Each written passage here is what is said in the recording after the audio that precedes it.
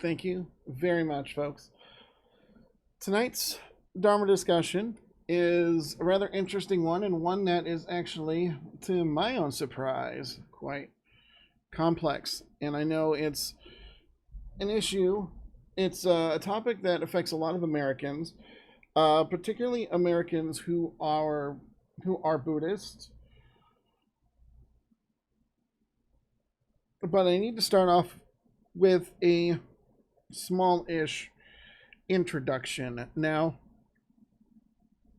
I'm going to show you an image that came across my Facebook feed. And I just kind of wanted to show this to you.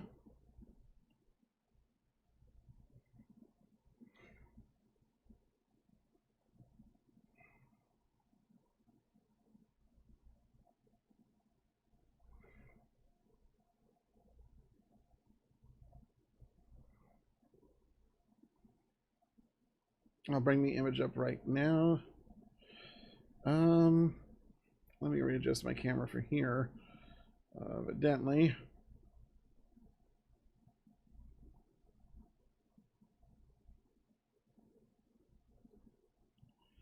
Oh, come on.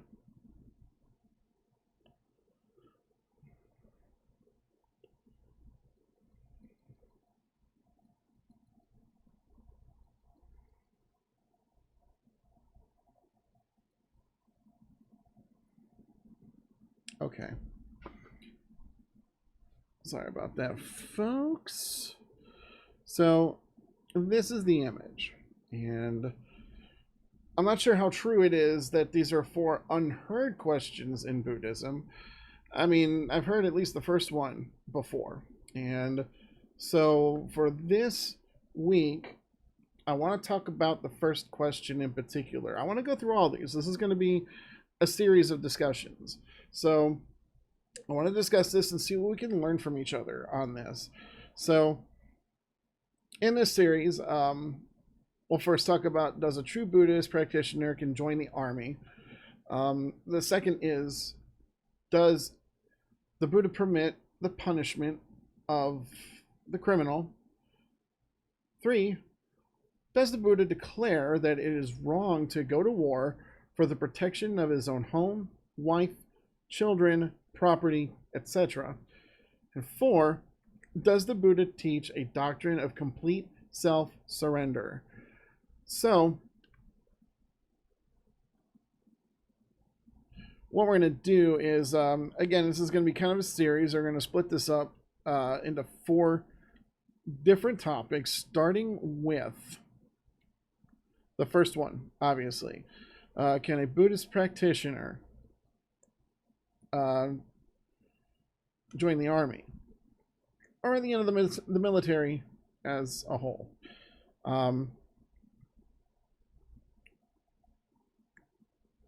So something that is something worth examining. And I'm trying to bring up some additional resources.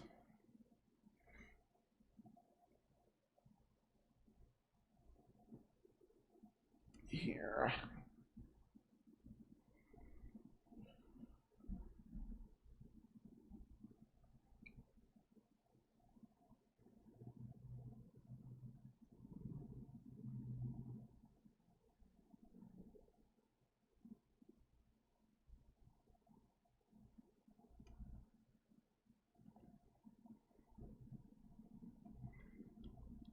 Let's see.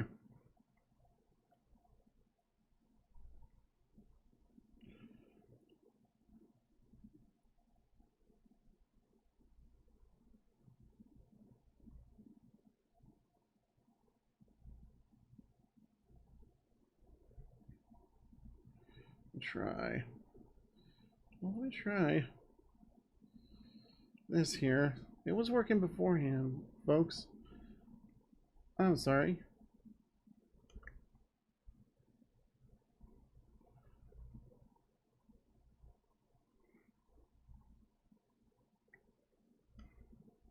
Alright, so it looks like some of these I'm going to need to... Looks like I'm going to have to re-enter some data here. I appreciate your patience, folks. Please bear with me.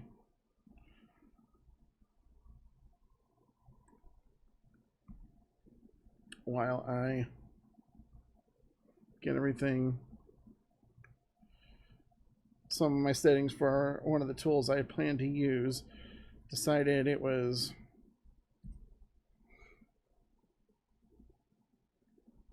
didn't want to do that anymore. So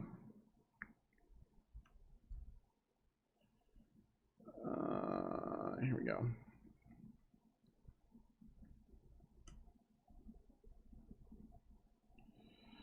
And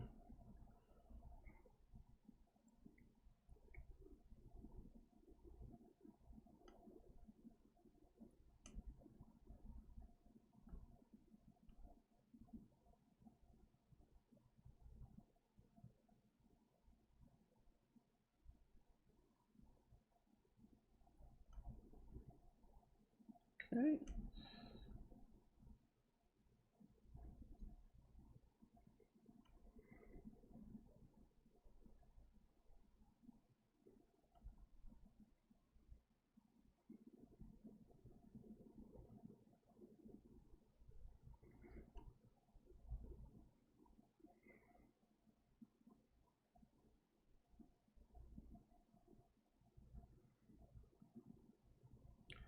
All right, here we go.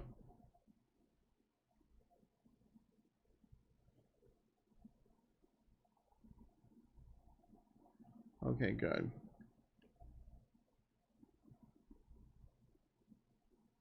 Good, I got what I needed here. Okay, so, all right, so we're going to start talking about number one. Does a true Buddhist practitioner, can they join the military? So, there's a lot of different opinion and different discussion about this. And for most people, and most, lay people in Buddhism, they would assume that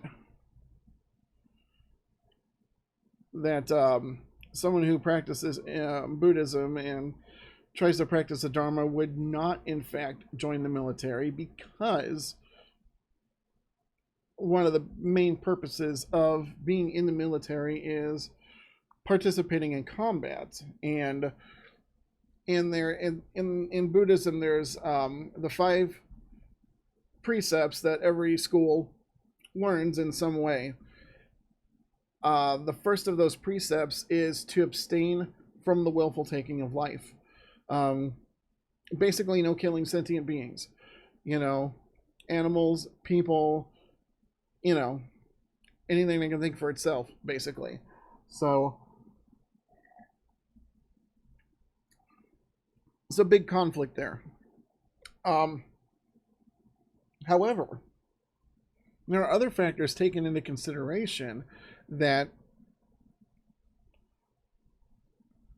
some teachers would deem a career in the military as a Buddhist,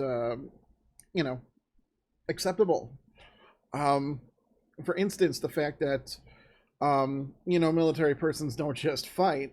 There's a lot of people in the military who do, in fact, are in fact part of the military that don't involve a role that participates in slaughter. There's, anything from people who take care of personal maintenance things, like those who do laundry, barbers, administrative roles. People, the military does have secretaries and such, civilian jobs, that kind of thing, as well as chaplains. I can't speak for other countries, but I know in the United States, chaplains do not engage in combat. They may be at the battle. They may be stationed someplace where combat is taking place, but they don't carry weapons. They don't, they don't attack or anything. Other soldiers protect them. And, in exchange, chaplains are there for the spiritual needs of their soldiers. And as we'll see later, there are chaplains who are indeed, there's some Buddhist chaplains that are in the army, so they exist, and they can reconcile that with their jobs.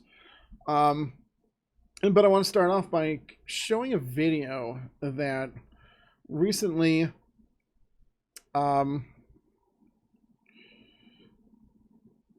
like some of this stuff I had recently discovered.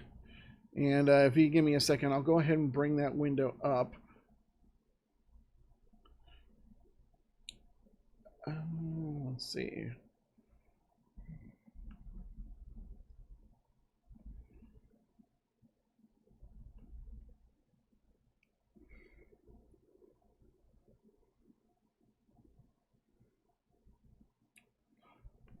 No, no. It goes on and on and on and on and on and on and on and on and on and on and on and on and on and on and on and on and that's what you're gonna get for now. Hang on, I'm having to set this back up again, so give me just a second. There we are.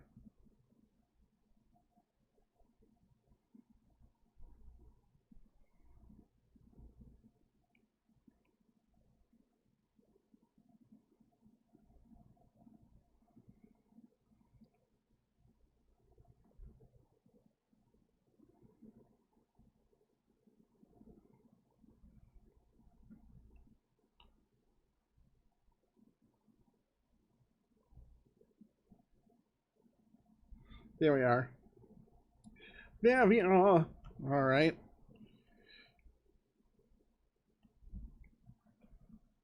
Okay.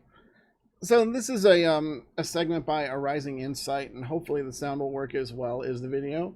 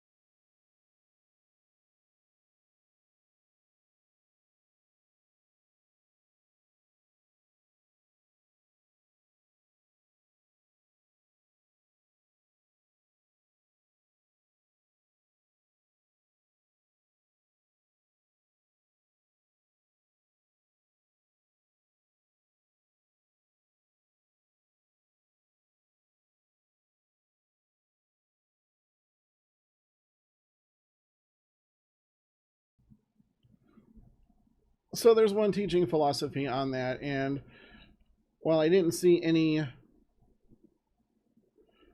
actual citations from actual like Buddhist sources, things like sutras and such, um, didn't quite see those, um, but So there's one philosophy in that, if what he says is true, then, it is very acceptable for a Buddhist to be in the military. They can't be a monk, but given that they're in a protective role and not one that involves outright slaughter, like in times of war, they found that very, some teachers feel that that is very acceptable. Another person who spoke on this, and let me see if I can't find the video again. Let's see. I may have to look him up.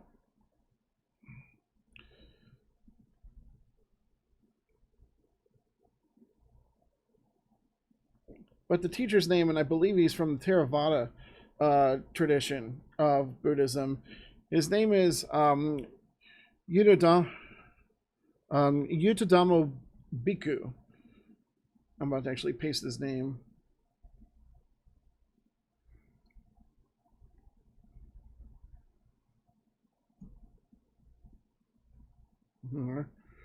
Here's the video. Okay. So, I'll subscribe to him on fast right here.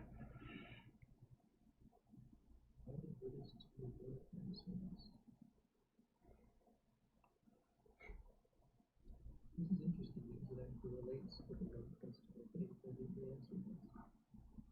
Because the word military service has come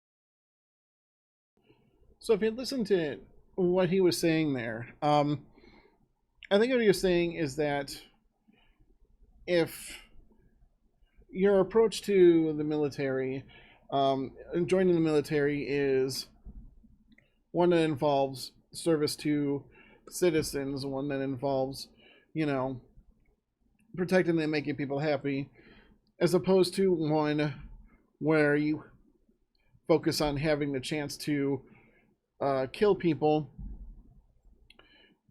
and that can be avoided, then I think what he's saying, he feels that, as far as pursuing a job in the military goes, that as far as, Buddhism goes, as far as Buddhist teachings goes, it would be acceptable. It kind of lines in with what we heard in the previous video also, where you have aspects of the military that actually do serve people in protection. He mentions, helping during flood, during like national crisis, natural disasters and crises. I remember years ago when Hurricane Katrina hit New Orleans, and FEMA obviously had a presence there, but so did some of our military, who was there to help control some of the flooding and control some of the chaos, that was there.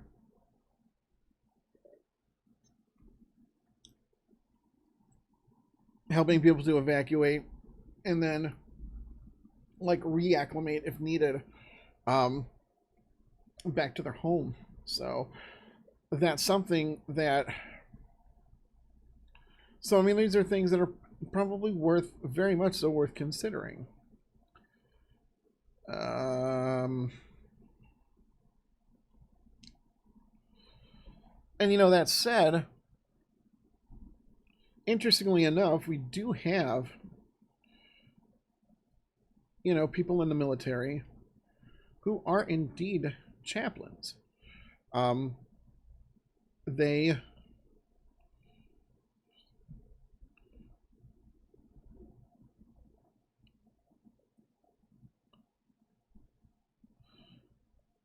such as this person here, Lieutenant Alexander Anake, who, as we'll see,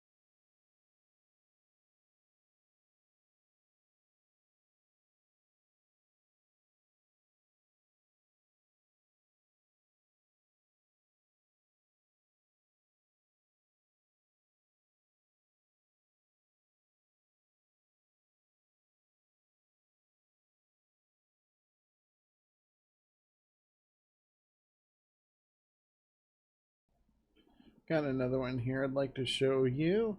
It's just one example of a Buddhist chaplain who serves in our army. Here's another one. He said this gentleman here is said to be the first Buddhist chaplain in our military, and actually practices a couple of different disciplines. One of those being Zen. So let's have a look at that for a few minutes.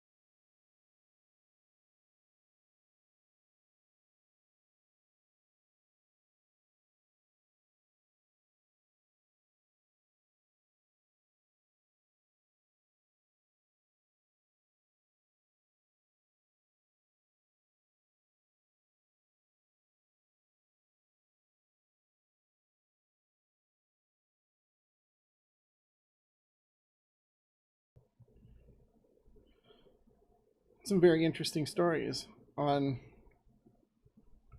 how some of these Buddhist chaplains came to be. I think this may be the same person, but it's Captain Alexander. He, I think he is actually performing a Dharma talk here, so that might not be a good that might not be a direction we will go in tonight, because it's really not quite the topic.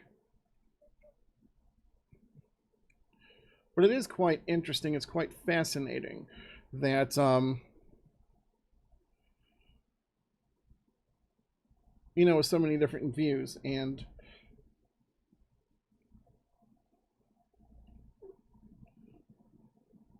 it's great that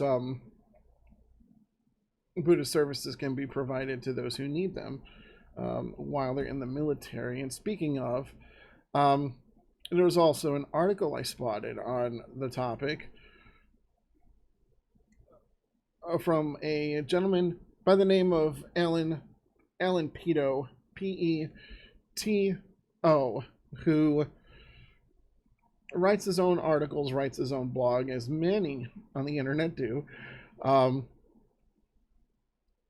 And I want to share with you an article that he wrote about being Buddhist and being in the military, about being the Buddhist soldier, which is the title of the article. And just to make sure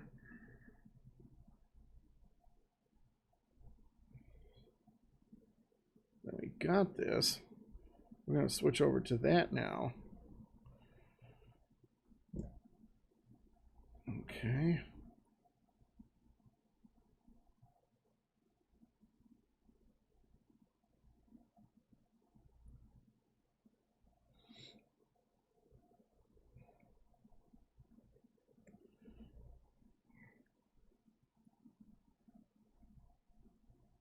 I'm going to read a little bit this to you guys here so that we're kind of on the same page here.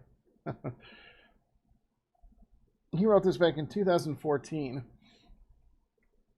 where he starts off with a quote from a Venerable Master, Xing Yun, who has authored a couple of books in his time. It says, "War is not entirely a matter of slaughtering innocents. Some armies fight with values in their minds. Some fight for the sake of punishing villains and thugs. Some fight to save people from misery, while others fight to defend their country. During war, it is also possible to express love and compassion, engender the aspiration for awakening, practice the Bodhisattva path, and bring comfort to the injured.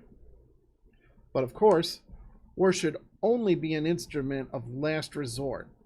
So when war is not absolutely necessary, it is best to first employ other methods, such as the power of peace, morality, and inspiration. These are far superior to weapons of war. These are far superior to the weapons of war."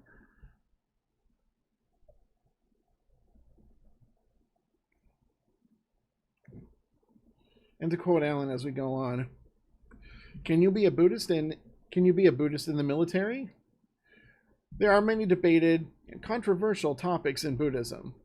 One of which always stirs the debate is that the military and war and military services by Buddhists. For many, the perception of Buddhism being purely peaceful and nonviolent, or pacifist, has painted the religion into something it never claimed to be. This Westerners' interpretation of a pacifist Buddhism is not rooted in reality or practicality, and has directly influenced the topic of the military. You may have questions. Can a Buddhist be in the military? Can you be a good Buddhist while being a soldier? What did the Buddhists say about the military? Yes, they can.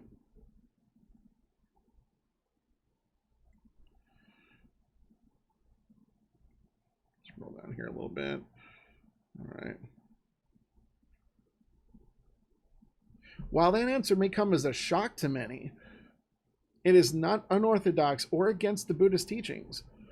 Although it would be easy to create a short article, This is a highly controversial subject amongst Buddhists, so it deserves a detailed discussion to help answer many questions that are often raised.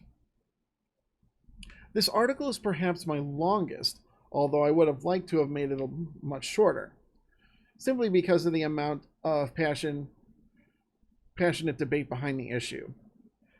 My goal is to be thorough, yet make the content readable.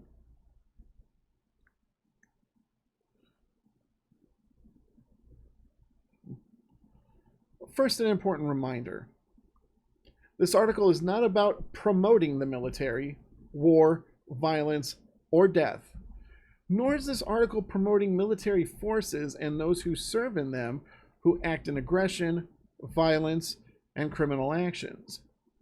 For example, this article is not promoting hostile military aggressors like Germany in World War I and II, Serbian forces in the Yugoslavian War, or countless other ruthless forces throughout history.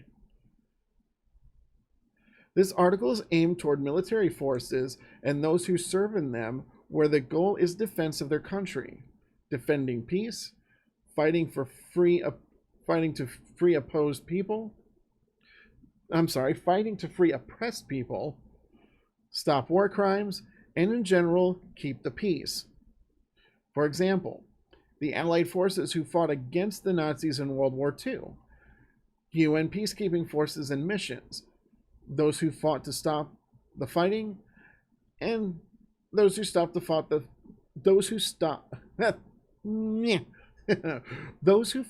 to stop the fighting and genocide in Bosnia, etc. No military is perfect, nor perfect military actions, just like there are no perfect people. Military action, skirmishes, battles, wars, for those who fight for freedom and democracy, are typically the last resort, or at least should be. This article is, of course, my opinion on the subject. I urge you to open your mind to what is being said and to discuss it with your teacher and others so you can make up your own mind. Very fair, especially in Buddhism. The term soldier in this article refers to any type of military service member, sailor, airman, marine, soldier, etc., and reflects those in non-hostile military forces, countries, organizations. The middle way of soldiers. Buddhism has a code of conduct known as the 5 precepts, with the very first being abstain from taking life. I told you about that earlier. Obviously, upon first interpretation, this categorically illustrates the point that Buddhism and Buddhists have no place in the military or war. However, the 5 precepts are not commandments from a god, but instead what a Buddhist practitioner aspires to. It's very true. Buddhism also has something known as the middle way, which simply means not to go to extremes in your life, but instead in moderation. The Noble Eightfold Path, along with following the 5 precepts, helps us follow this middle way, so we can finally achieve nirvana. I should probably add my own note here that, employing the Noble Eightfold Path and the 5 precepts in order to achieve nirvana is often discouraged. Because in making nirvana the goal, because of the way nirvana works, or enlightenment, or being awakened, to make that the goal, you're always going to miss, that goal. You're not supposed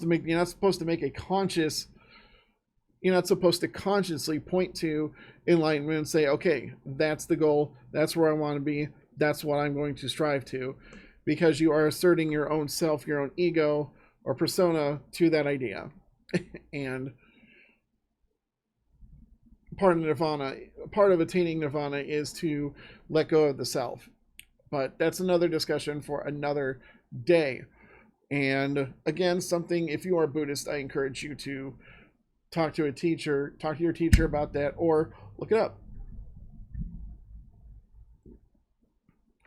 Military service for Buddhists can also be seen in the light of the middle way. The Buddha never said that you should not be in the military.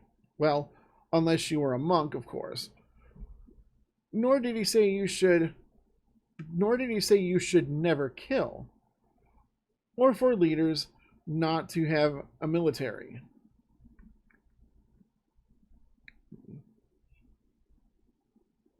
Oh.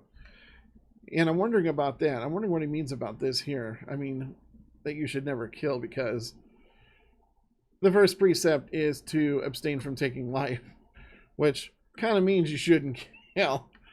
But let's move on. If the Buddha were to be against any of those things, he would be going to extremes and not to be rooted in reality. The Buddha knew such extremes could and would cause more suffering. Oh, well, there's the reasoning there. For instance, if an invading army were intent on pure violence and could not be stopped by any other means, then the middle way supports the actions to stop their violent aggression.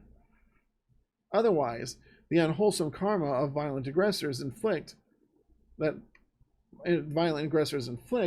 would be extreme. However, the continued extreme interpretation that Buddhism doesn't allow military service persists mainly in the West. This persistence exists because many want Buddhism to be what they want it to be, peaceful and nonviolent. However, Buddhism is grounded in reality of everyday life and rejects extremes and attachments, including your own ideas. That's very important, by the way. To illustrate this, there's a popular story about two monks and a woman. A senior monk and a junior monk were traveling together. At one point, they came to a river with a strong current. As the monks were preparing to cross the river, they saw a very young and beautiful woman attempting to cross. The young woman asked if they could help her. The senior monk carried this woman on his shoulder, forded the river, and led her down on the other bank. The junior monk was very upset, but said nothing. They both were walking, and the senior monk noticed that his junior was suddenly silent and inquired, "Is something the matter? You seem upset." The junior monk replied, "As monks, we are not permitted a woman." "How could you even carry that woman on your shoulders?" The senior monk replied, I left the woman a long time ago at the bank. However, you seem to be carrying her still."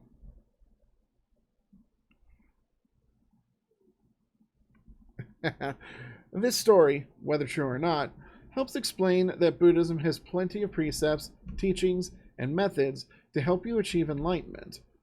But that should never stop you from doing what is right. If the senior monk was too rigid in his beliefs in the precepts, he would have equally become uncompassionate in helping the woman. The senior monk was able to see the situation and respond with compassion, and then moved on from the situation. The junior monk, however, was so bound by his precept beliefs, he not only was crippled into inaction, but also could not escape the experience. There are a few teachings that gleam from this story. However, it should illustrate that dogmatic beliefs and rules can hinder you from doing what's right. For many, the rigid belief that Buddhism and the Buddha, for many, the rigid belief that Buddhism and the Buddha does not permit military service is very strong, much like the belief of the young monk in this story. Due to this, they were unable to see and acknowledge why a Buddhist would ever want to be in the military. If your country, for instance, was being invaded and people were being killed and assaulted, to include children, would you go to extremes with your belief in the precept of not killing in order to save these people? Wouldn't the karmic repercussions be worse than if you had took action and killed to save? So why would you want to break this precept and kill? Let's let the Buddha explain. Did the Buddha kill? For Buddhists, the first precept of not killing is so strong in their minds due to the many repercussions the action takes. There is no doubt that killing has many unwholesome karmic actions, and the result affects everyone, even the person who kills. But what if killing was done? What if killing was done out of compassion?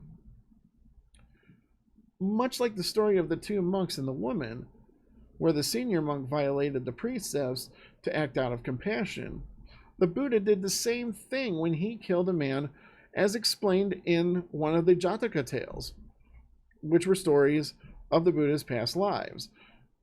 That was especially surprising to me. I never knew that at one point in time the Buddha took a life. The skill in means, or the Upayakausala Sutra, I think that's how it's pronounced, as translated by Mark Tatz, goes like this. When the Lord Buddha again addressed the Bodhisattva, I have difficulty with some of these names, so please bear with me. With the Bodhisattva Jnanatara, son of the family, once upon a time, before thee thus come one, the worthy, the fully perfected Buddha, the fully perfected Buddha, Dipamkara. There were 500 merchants who set sail the high seas in search of wealth. Among the company was a doer of dark deeds, a doer of evil deeds, a robber well trained in the art of weaponry, who had come on board that very ship to attack them. He thought, I will kill all these merchants, I will kill all these merchants when they have achieved their aims and done what they set out to do, taking all possessions and go to Jambu continent. Son of the family. Then the merchants achieved their aims and set about to depart. No sooner had they done so than that deceitful person thought, now I will kill all of these merchants, take all of their possessions, and go to Jambu continent. The time has come. At the same time, among the company on board was a captain named Great Compassionate. This is a Jataka tale, so this is a sutra, so it may not be, not sure about the name itself, but it could have been translated from its original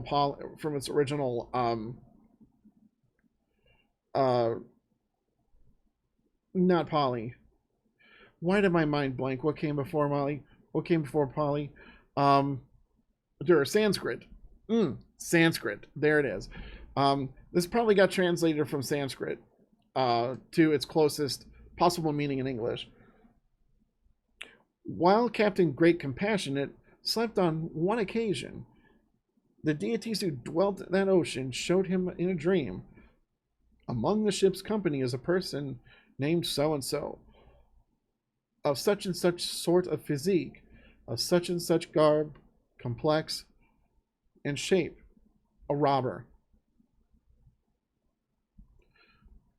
A robber mischievous, a thief of others' property. He is thinking, I will kill all these merchants, take all their possessions, and go to Jambu continent.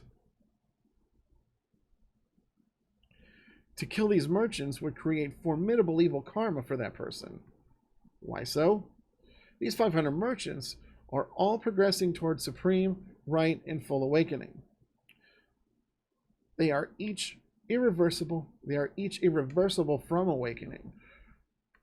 If he should kill these bodhisattvas, the fault, the obstacle caused by the deed, would cause him to burn in the great hells for as long as it take each one of these bodhisattva to achieve supreme, right, and full awakening consecutively. Therefore, Captain, think of some skill in means to prevent this person from killing the 500 merchants, and doing so and going to the great hells because of the deed. Son of the family. Then the captain, great compassionate, awoke. He considered what means there might be to prevent that person from killing the 500 merchants and going to the great hells. 7 days passed with the wind averse sailing to the Jambu continent. Without wind during those 7 days, he plunged into deep thought, not speaking to anyone. He thought, there's no means to prevent this from slaying the merchants and going to the great hells, but to kill them. And he thought, if I were to report this to the merchants, they would kill and slay him with angry thoughts, and all go to the great hells themselves. And he thought, if I were to kill this person, I would likewise burn in the great hells for 100,000 eons because of it. Yet I can bear to experience the pain of the great hells, that this person not slay these 500 merchants and develop so much evil karma. I will kill this person myself. By the way, if you haven't caught on by now, Captain Great Compassionate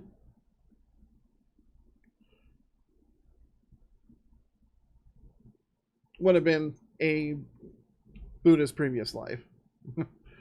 Son of the family.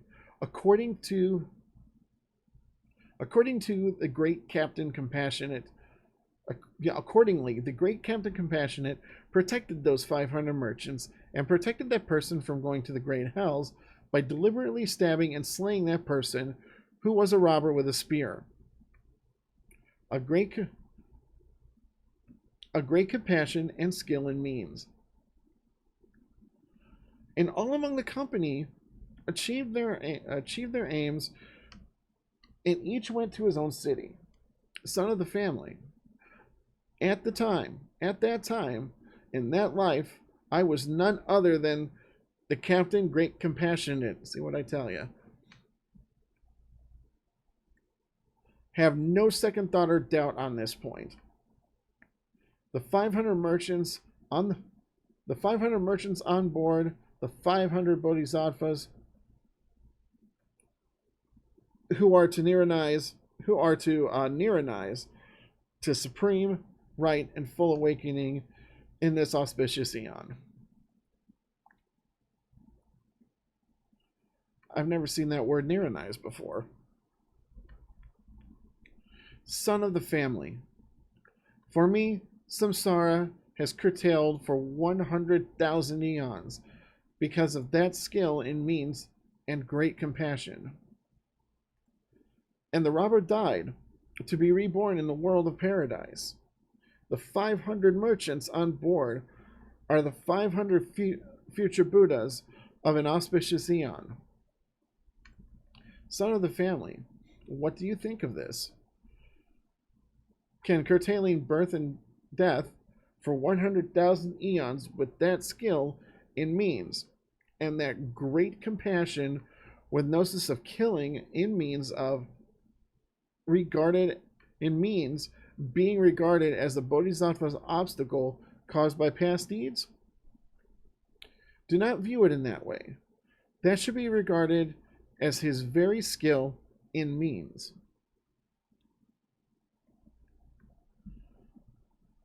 The story is very profound, as the Buddha in the past life killed a man who was going to kill 500 people on a ship.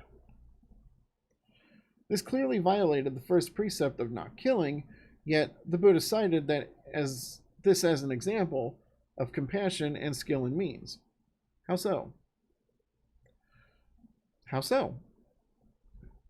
Well, much like a soldier, the Buddha, as Captain Great Compassionate, killed the man who would murder to not only save the lives of the merchants on the ship, but to also spare them from the unwholesome karma of having to kill this man.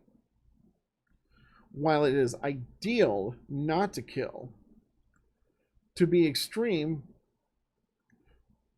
with not killing can also lead to catastrophic unwholesome karma.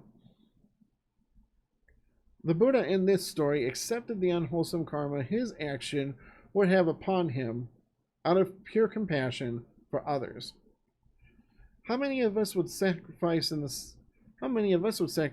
that way? Now let me be clear. I am not telling you to go out and start stabbing bad people. Absolutely not. We have police forces, judicial systems, etc. that can all help us in the majority of circumstances. The Buddha's story was not meant to be a gospel saying, "Thou shalt stab all bad people on boats to death." Not at all. The Buddha often used many techniques, such as stories, to explain complicated topics in Buddhism. Barbara O'Brien wrote about the Jataka tale of the compassionate captain in a larger context. Quoting, Buddhists through the ages have debated whether or not it's morally acceptable to kill one being to save the lives of many. Whether the Dharma requires us to stand aside and let events take their course rather than to break the first precept.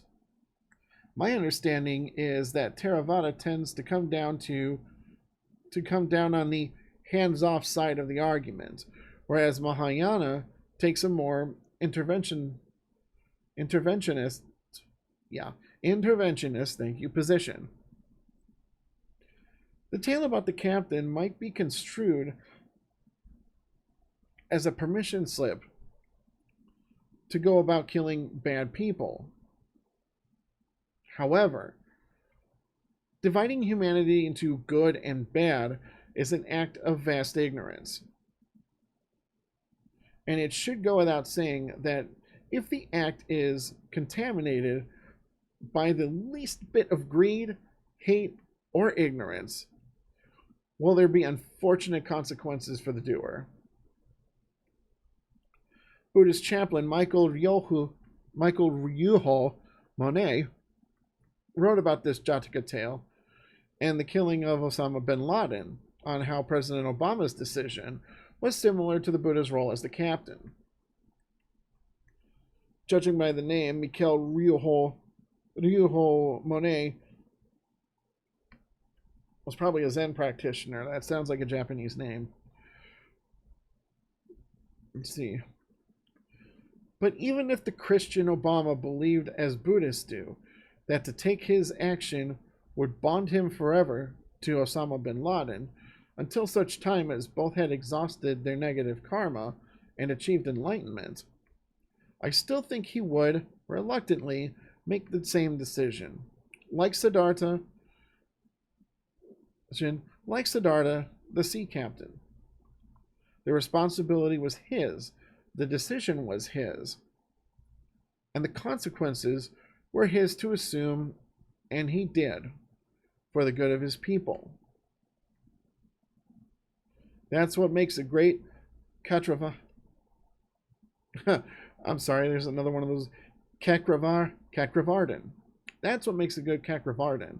There's another word I gotta look up. And, he also made that decision for the safety of others also. The people in that country in Iraq were also in a state of oppression under that man. So soldiers take on the greatest responsibility and consequences and can face untold wholesome karma, but can go through these actions bring about compassion at the same time. In their absence, a catastrophic fate can unfold just like what would have happened if Captain Great Compassionate had not acted.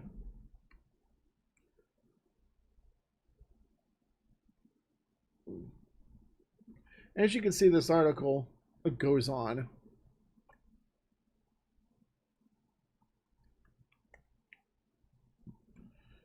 The karma of soldiers. I'll read this next section and then I will provide the link to you in chat so that you guys can read this story on your own if you so choose. While it is clear that in a time of war, soldiers face the greatest prospect of receiving unwholesome karma in order to protect and free others from hostile aggression. But there is much more to the karma of soldiers than just the unwholesome part. For a soldier, they are the first to be against war, fighting and killing, because they know the horrors of war and the physical, mental, and emotional impact it has on them and others. They don't need to know what karma is because they experience it firsthand. So what is a soldier to do? Perhaps one of the best explanations comes from Major General Ananda Wirasekera. Wirasekera? I think that's how it's... Ananda Wirasekera, a commanding officer in Sri Lanka, who later entered the Buddhist order in 2007.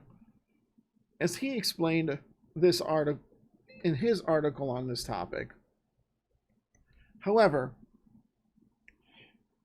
it be stressed that a soldier, like all others, is subject to the law of karma and will not escape the karmic fruits of taking a life of a sentient being. Panatipada.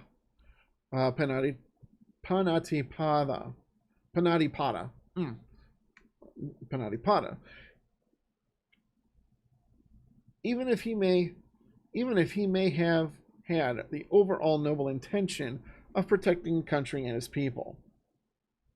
While killing may be inevitable in a long and successful army career, opportunities for merit, too, is unlimited for a disciplined and conscientious soldier. A disciplined soldier fights his enemy in accordance with the best of traditions and norms maintained by an army. He doesn't kill a defenseless person.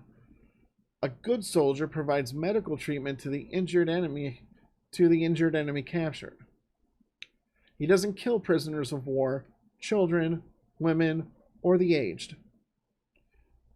A disciplined soldier destroys his enemy only when his or the lives of his comrades are in danger.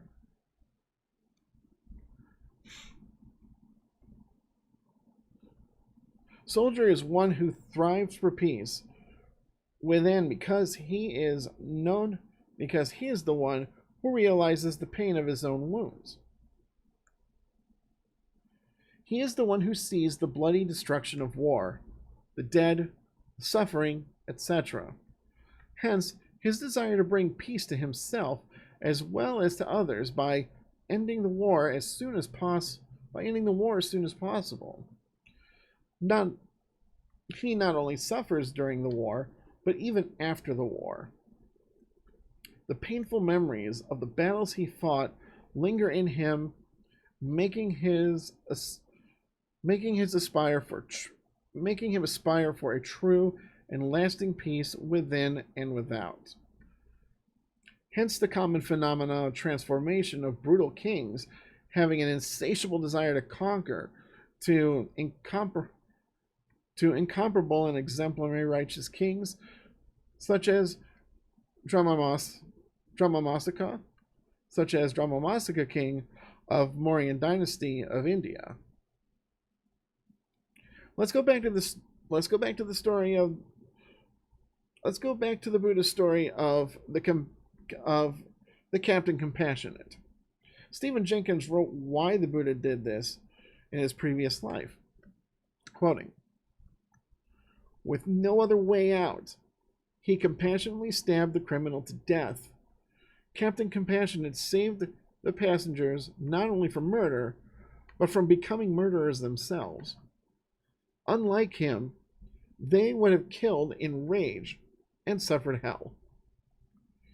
He saved the criminal from becoming a mass murderer and even worse suffering. He himself generated vast karmic merit by acting with compassion." I believe that is an important point that I'll talk about more later. In summary, the Buddha in his past life took on unwholesome karma so others wouldn't have to. If there could ever be a definition of a soldier fighting on the side of freedom, that's it right there.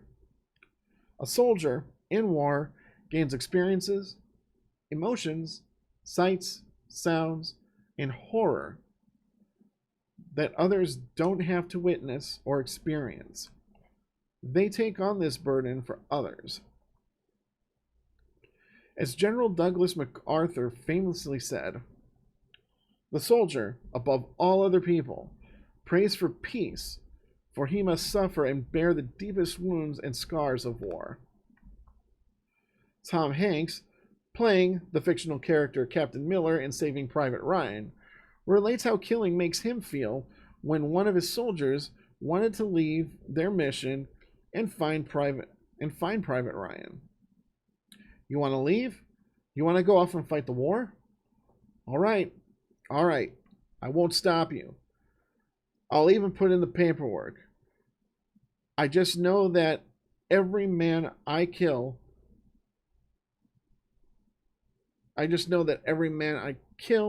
the further away from home I feel." While unwholesome karma plays a part in this topic, so does wholesome karma. Right now, I'm living in a country where I have not, outside of the military service, experienced any effects of war where I live. I don't know the impact of an invading army, bombs being dropped, or a hostile occupying force. This is because millions of soldiers fought to stop the Axis powers in World War II from fulfilling their dream of world domination. I am also alive because of the sacrifice of those soldiers. Otherwise, my existence would have absolutely never have happened if Nazi Germany had not been defeated. The wholesome karma generated for me and billions of other people worldwide by these soldiers continues to this day in many ways. Wholesome karma is also obtained by soldiers in peacekeeping and humanitarian missions worldwide. Often, soldiers are found doing anything but fighting, to include disaster relief, medical, and rescue missions, including schoolhouses, teaching civilians, building roads, and much more. We touched on that earlier today, too. That's a great picture.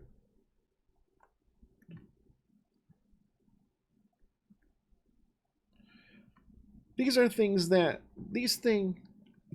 are military in nature often find their way back into our world in a positive way.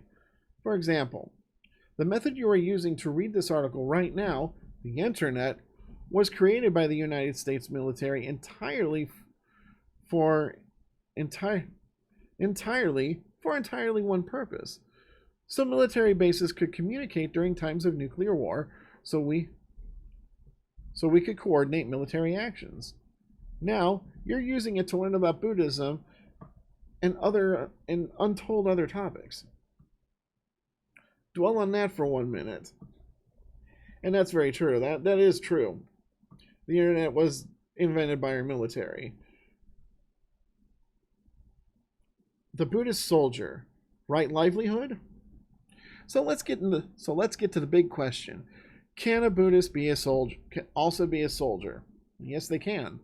According to Major General Ananda Wirasekara, soldiering was accepted by the Buddha as a noble profession. The soldier was known as Rajabhata.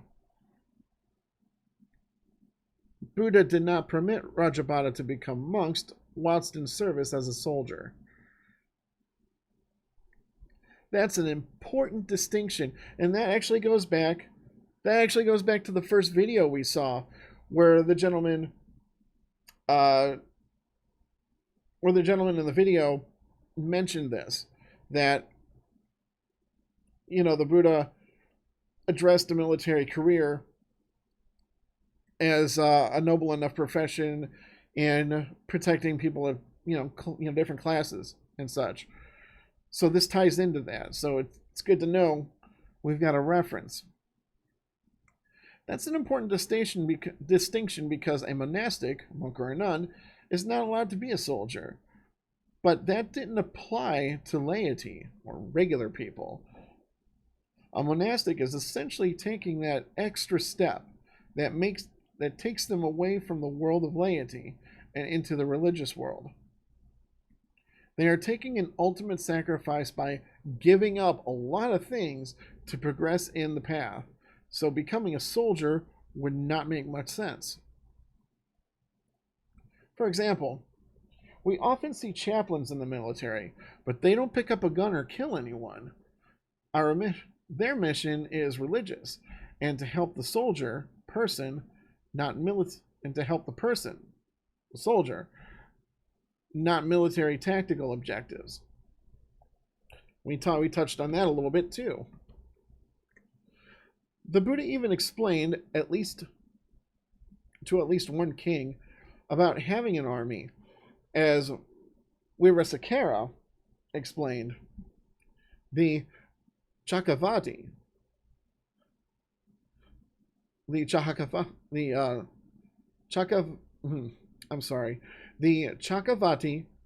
Sihanada Sutta, the lion's roar on the turning of the wheel.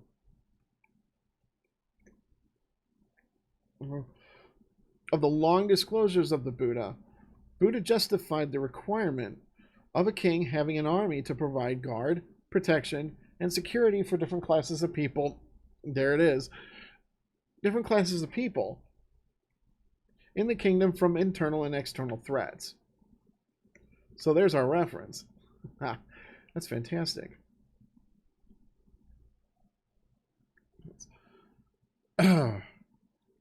It refers to a wheel-turning monarch. It refers to a wheel-turning monarch named Dalanemi, though a righteous monarch of the law, conqueror of the four quarters, who had established the security of his realm and was possessed of the 7 treasures. He had more than 1,000 sons who were heroes, of heroic stature, conquerors of a hostile army. Explaining the noble duties of a righteous king, Buddha also pointed out the advice given to the king in regard to his obligation to provide security for its people. The advisor tells the king, "My son, you're self-depending on the Dharma, revering it, and doing homage to it, and venerating it, having the Dhamma as your badge and banner, acknowledging the Dhamma as your master. You should establish guard, ward, and protect according to Dhamma for your own household, your troops in the army, your nobles and vassals, for Brahmins and householders, town and country folk, ascetics and Brahmins for beasts and birds. Let no crime prevail in your kingdom." Explaining further the duties of the righteous king, Buddha states, "Son, the people of your kingdom should from time to time come to you and consult you as to what is to be followed and what is to be not followed, and what is wholesome and what is not wholesome, and what action will in the long run lead to harm and sorrow, welfare and happiness. You should listen and tell them to avoid evil and to do what is good for the country. This sutra clearly indicates that Buddhism permits a king to have an army, since a righteous king, who is also the commander of that army, knows the righteous way to engage the army and to protect his people. Barbara O'Brien referenced in her article about war and Buddhism an explanation by Venerable Dhammananda, Venerable Dhammananda, in the article What Buddhists Believe. Buddhists should not be the aggressors, even in protecting their religion or anything else. They must try their best to avoid any kind of violent act. Sometimes they may be forced to go to war by others who do not respect the concept of the brotherhood of humans as taught by the Buddha. They may be called upon to defend their country from an external aggression. And as long as they have not renounced the worldly life, they are duty bound to join in the struggle for peace and freedom. Under these circumstances, they cannot be blamed for becoming soldiers or being involved in defense. However, if everyone were to follow the advice of the Buddha, there would be no reason for war to take place in this world. It is the duty of every cultured person to find all possible ways and means to settle disputes in a peaceful manner, without declaring war to kill his or her fellow human beings. In modern times, we have seen Buddhists join and fight in wars, often on different sides. In World War II, Buddhists in Japan fought in the Axis powers, along with Nazi Germany, whereas in America, Japanese American Buddhists, who were essentially imprisoned due to their heritage, volunteered to fight for the Allied forces. These Japanese Americans famously fought as the U.S. 100th Battalion, 442nd Regimental Combat Team, and was awarded the most medals out of any combat unit in the European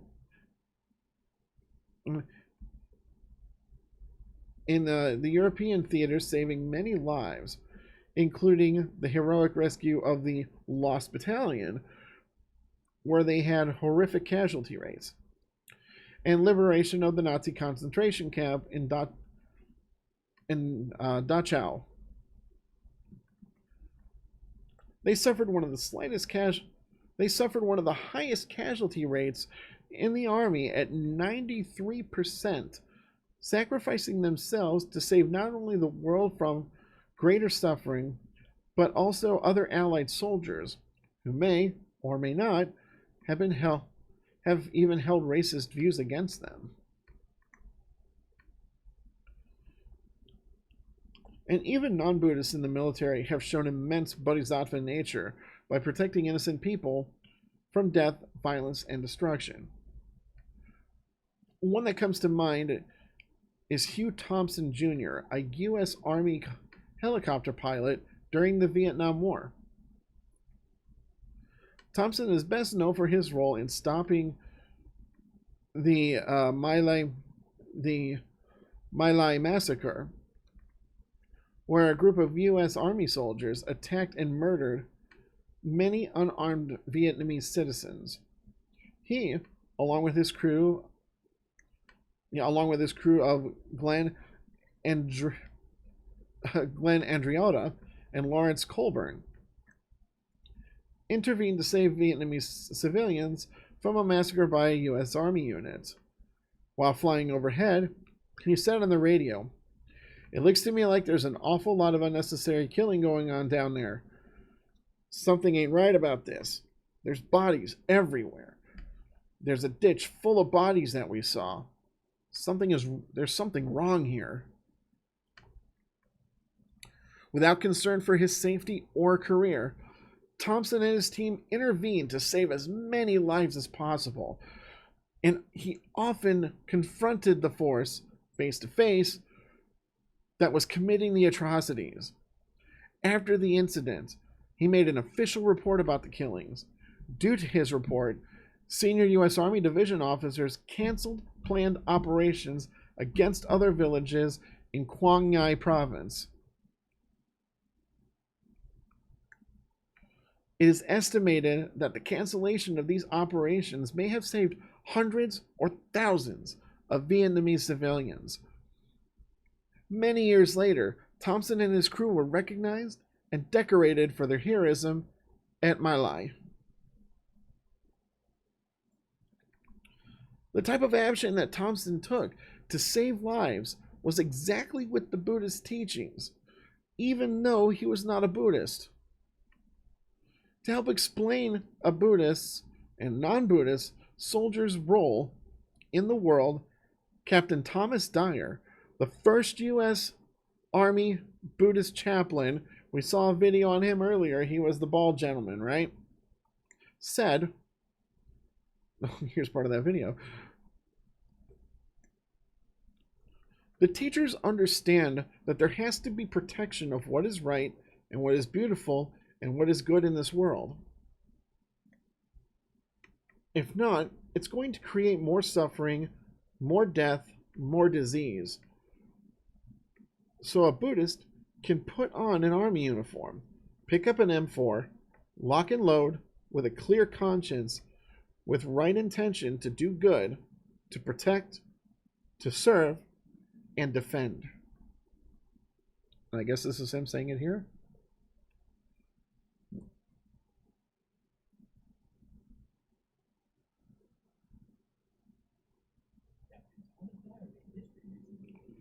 Oh, this is the same video we saw earlier.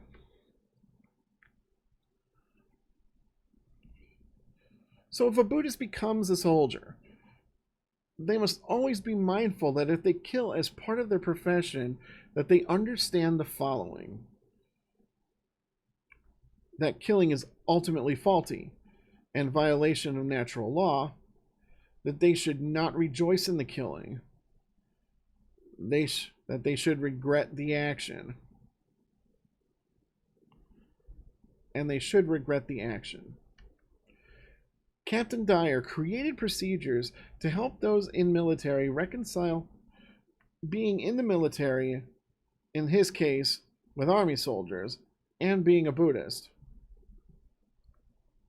Buddhist soldiers have to deal with issues of livelihood. How do I view myself as a Buddhist and a soldier who carries a weapon? He said, I have developed procedures that help them see themselves as a force for good in the world, protecting what's beautiful and right. It allows them to promote happiness and reduce suffering in the world. I try to teach those things to Buddhist soldiers. The Buddhist soldier, why fight? When it comes to war or fighting, the soldier often has little impact on deciding when to go, as these are often made by their superiors and national leaders. Major General Ananda Weerasethakara explained the causes of war and why it needs to be estimated. War is violence, killing, destruction, blood, and pain. Has Buddha accepted these? According to Buddha, the causes of war being greed, aversion, and delusion are deep-rooted in human mind. The milestones of the path of Sila, Samadhi, and Panna make the human being realize the causes that contribute to warfare and for the need for the eradication of same. Perhaps the most obvious reasons why a country goes to war is the elimination of suffering. As Major General Weerasethakara explained, which is very much a Buddhist view. For example, during World War II, the Nazis were killing millions of civilians to make, or at least put in charge, a single master Aryan race.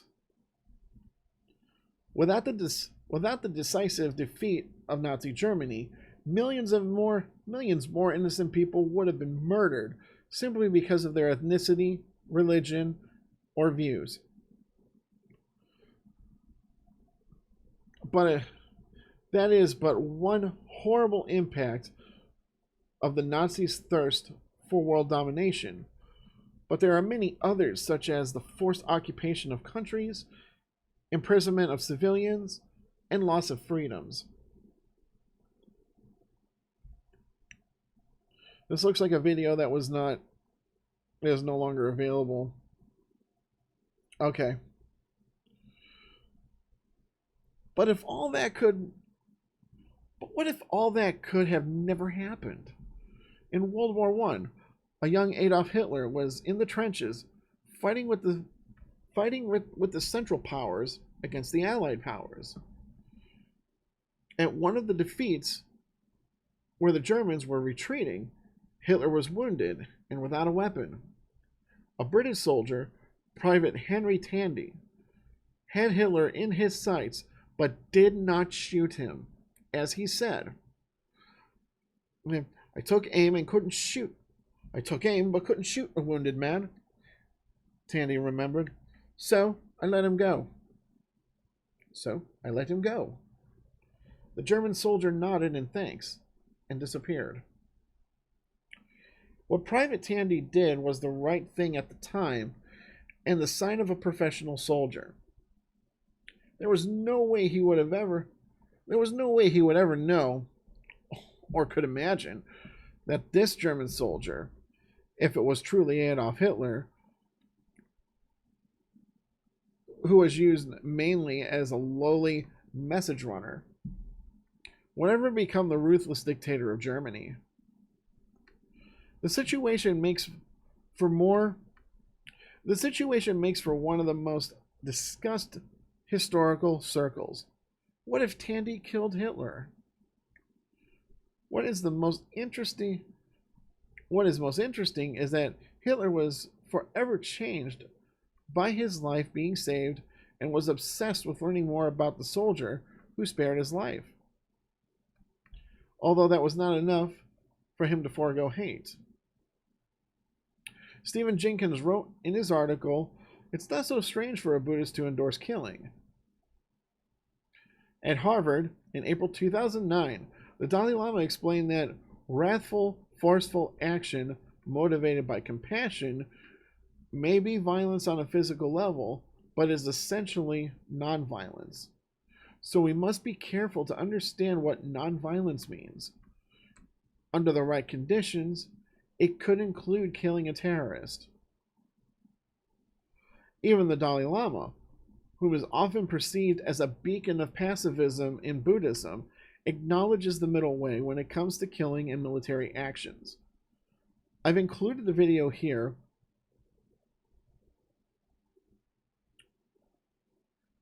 And go to time index of 59 minutes and 57 seconds in this lecture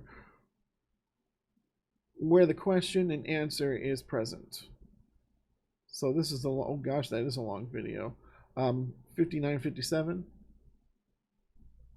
I wonder if I watch this. I like watching his lectures. 59.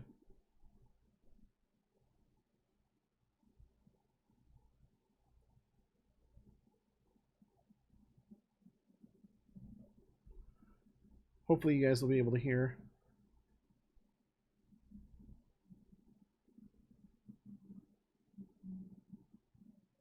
I think the volume on some of these is a little low. And for that, I apologize. Let me see if I can't.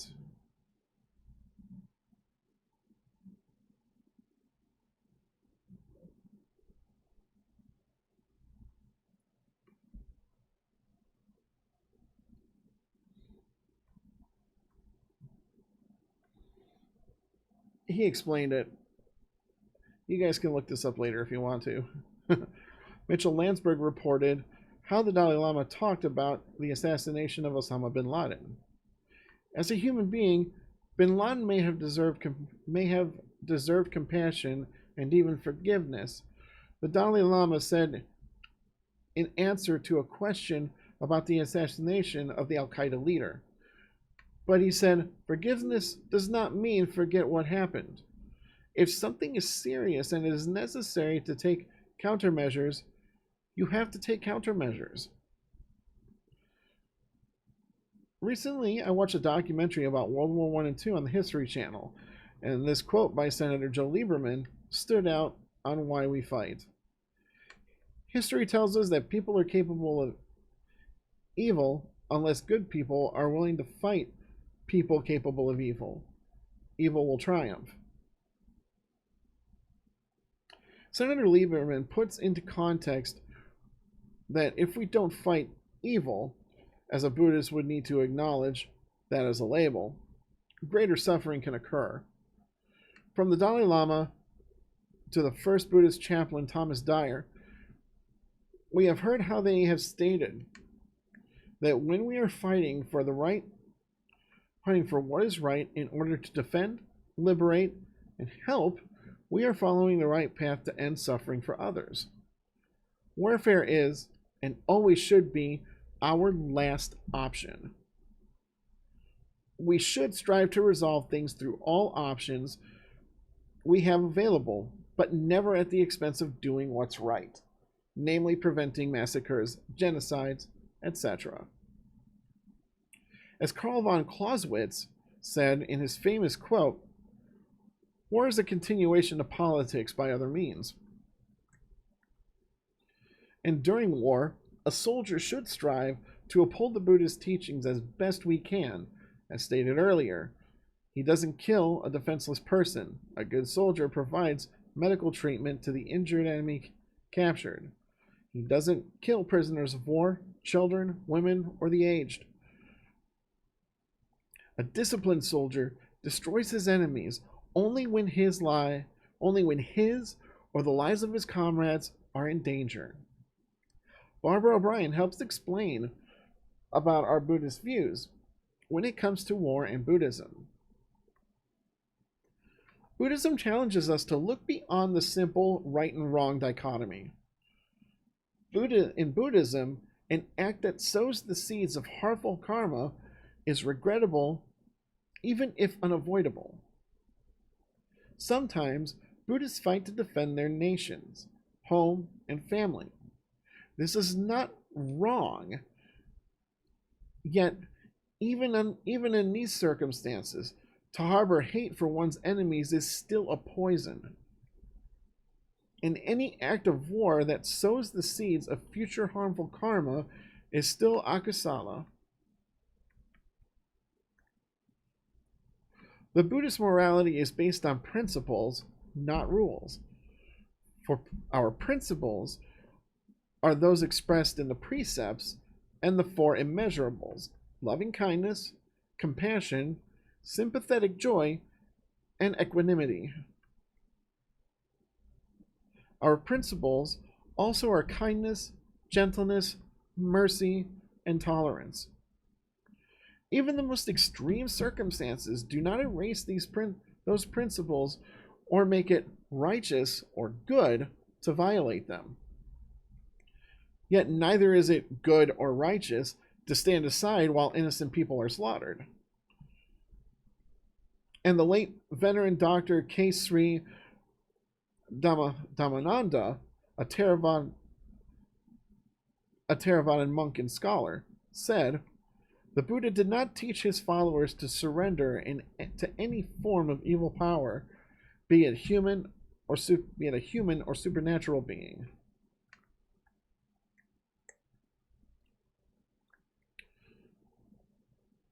I would like to leave you with what is widely known as the best speech in cinematic history by Charlie Chaplin. From his movie The Great Dictator, 1940, Chaplin purposefully mocked Hitler and the Axis powers through the storyline. In the movie, he is a Jewish barber who just happens to look like the dictator and is mistaken for him, and thus becomes the dictator, while the real dictator is mistaken as the barber and arrested. At the time of this film, America was at peace with Germany, but that didn't stop Chaplin from stirring up controversy. This speech, where the Jewish barber is pretending to be the dictator and uses this position to promote peace and democracy instead, is a fantastic commentary not only on war, power, and greed, but what we should be striving for in the world, soldiers included.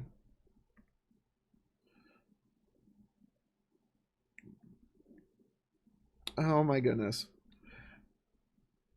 Look that speech up because it's very good. It's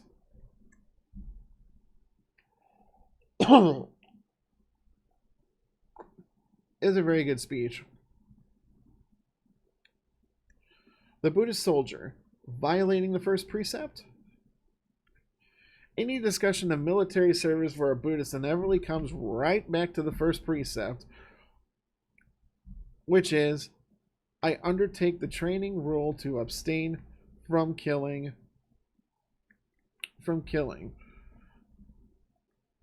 Panadipada, Veramani, Sikaparam, Samadhyami. I don't know Pali, so I'm hoping I pronounced that correctly. As explained in the first article, The Way of the Soldiers, the precepts are not commandments or rules. The topic of the first precept is truly an article in itself, but due to the relevance of this article, I will cover it to a certain degree. Barbara O'Brien explains the precepts in this way. Most religions have moral and ethical rules and commandments. Buddhism has precepts, but it's important to understand that the Buddhist precepts are not a list of rules to follow. In some religions, moral laws are believed to have come from God, and breaking these laws is a sin or transgression against God. But Buddhism doesn't have a God, and the precepts are not commandments. However, that doesn't exactly mean they're optional either. Venerable Master Hsien Yun explained that the fact that the Buddhist formulation of the precepts can be at times permissive or prohibitive also proves that the precepts are not unchangeable. They vary according to the particular circumstance, when and where something happens, and depend upon who is involved. And Venerable Thich Nhat Hanh, look up Thich Nhat Hanh sometime, excellent teacher, says, the Buddhist precept of non-killing extends even further to include all living beings. However, no one, not even a Buddha or Bodhisattva, can observe this precept to perfection. When we take a small step or boil a cup of water, we kill many tiny little living beings.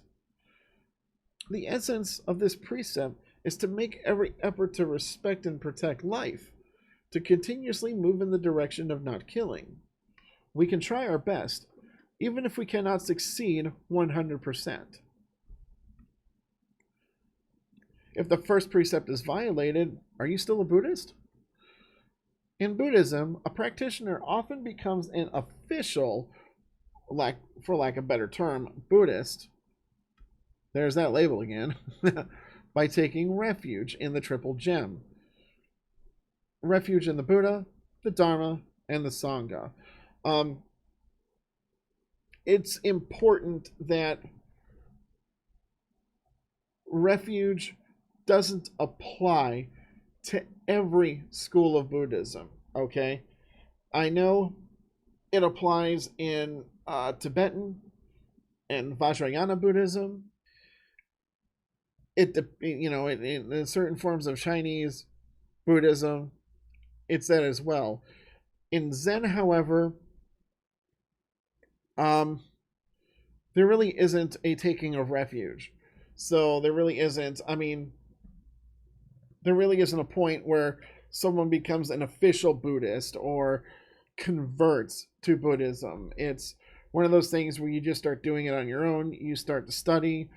Um, you ask a teacher, you pick a teacher and ask them to teach you. And then once you fulfill, based on whatever certain time period or tasks that teacher sets before you, at least in Soto Zen, you have the option to undergo what's called a jukai, which is a ceremony where you not only sort of take a refuge, but you also take your precepts. This not only makes you sort of an official Buddhist, but it's also lay ordination. It's basically a spiritual step, not just in committing to, the principles of Buddhism and the teachings of our, Zen lineage, but it is also, if you were to go down that path, it is a step toward, how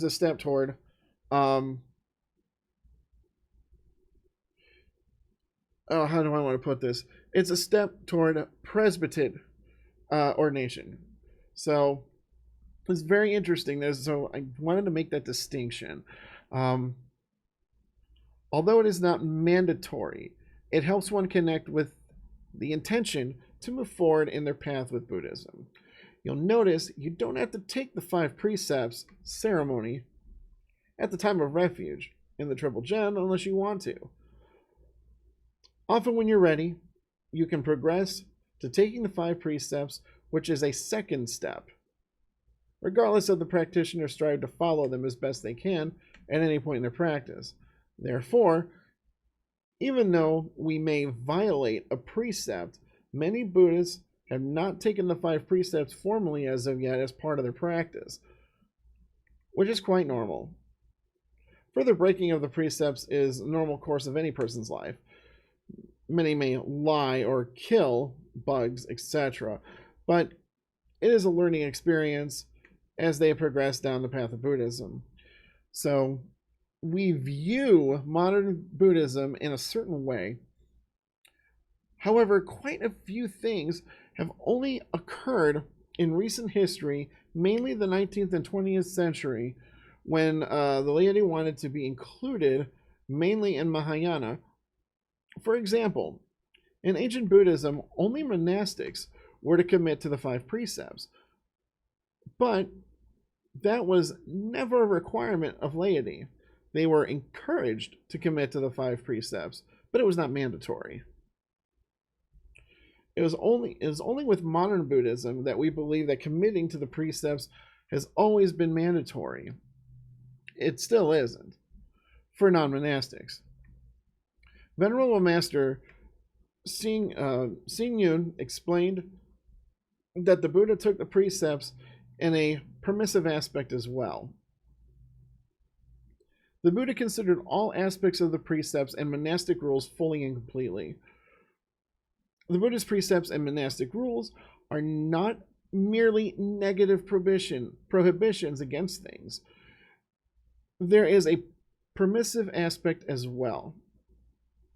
For example, if a bodhisattva who observes the precepts sees a robber preparing to kill living beings, the bodhisattva would end the life of that robber out of a sense of compassion. The bodhisattva would not be able to bear allowing the robber to create such negative karma that he would be reborn in hell. This is an example of when the precept against killing can be suspended. I should probably also clarify that not every sect of Buddhism believes in hell or the hell realms or whatever it is you want to call it. Though labeling things as such makes it easy, especially for us as Westerners, to kind of relate to. the concept and consequences of unwholesome karma or negative karma, bad, whatever you want to call it. It helps us bring into perspective, because in the West we have a very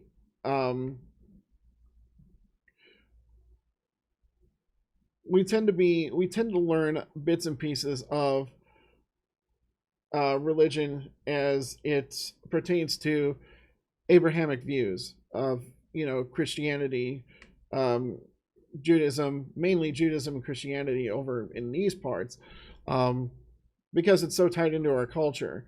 We're very Abrahamic centered culture, so often things are put into that context because of that. Do soldiers have a choice? It is brought up that soldiers often do not have a choice in killing and must line up and shoot, whereas others do have a choice. Is the soldier truly this robot that is explained this way? Of course not. A soldier in an ethical military does not have to follow unlawful orders, which essentially means they don't have to follow orders which are criminal. If you recall the My Lai massacre that was explained earlier in the article, the defense of "I was just following orders," which has been used as a defense throughout the ages, including with the Nazi committing genocide, didn't fly with the court-martial. During the Vietnam War, plenty of cases of "I was only following orders" came up, and also didn't protect those who committed illegal actions. In one case where an elderly Vietnamese man was killed, the soldier's superior told the soldier to kill him, thus the "I was only following orders" defense. The Court of Military Appeals held that the justification for acts done pursuant to orders does not exist if the order was in such a nature that a man of ordinary sense and understanding would know it to be illegal. So we know that a soldier is not a pre-programmed robot who cannot object to illegal orders. While it is true that while serving, those who do fight, remember, not everyone in the military uses weapons, are required to follow lawful orders, which means that killing an enemy force is required during battle. But it does not mean they can kill unarmed soldiers, prisoners of war, torture, etc. Many countries abide by the Geneva Convention for the treatment of prisoners of war, as well as many other parts to include protections to civilians. The military has been swift to court-martial those who have committed such actions. Intentions matter. Venerable Master Xing Yun responded to a practitioner who was very concerned that she would have bad karma due to her livelihood, which involved processing and cooking of meat for her family.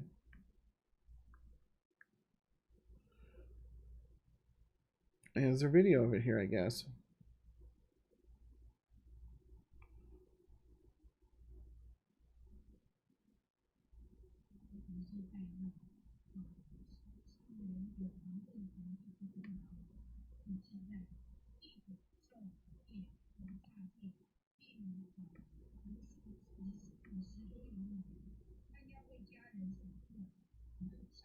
I want to try and locate it. Ah.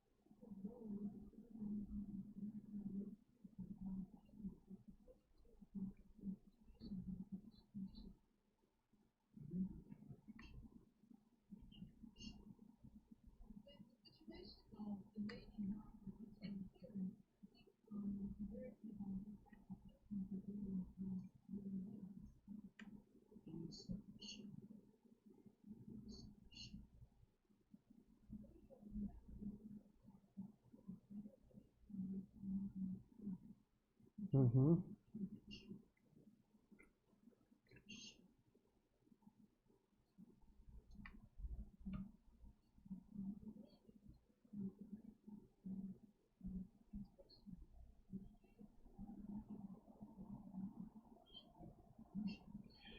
This is very difficult to hear, but you guys get the idea. It's intention or thought behind what they're doing. Obviously, she's not a soldier, but she's still engaged in killing. Part of the explanation went like this: sometimes you don't want to do the killing, but you're required to do so by other people. In Buddhism, the way to determine the severity of the transgression is based on whether your thoughts are there or not. Therefore, if you're doing this act without intention, you are not doing it because you want to. And look, you are even willing to repent, so rest assured. That's important because if you are in service as a soldier and even though you are ordered to kill, your intention is key in the act of violating the first precept. Venerable S. Dhammika helps explain intention. Any thoughts, speech, or actions that are rooted in greed, hatred, and delusion, and thus lead us away from nirvana, are bad, and any thoughts, speech, or actions that are rooted in giving, love, and wisdom, and thus help clear the way to nirvana, are good. To know what is right and wrong in God-centered religions, all that is needed is to do as you're told. But in a human-centered religion like Buddhism, to know what is right or wrong, you have to develop a deep self-awareness and self-understanding. And ethics based on understanding are always stronger than those that are a response to command. So to know what is right and wrong, the Buddhist looks at three things: the intention, the effect the act will have upon oneself, and the effect it will have upon others.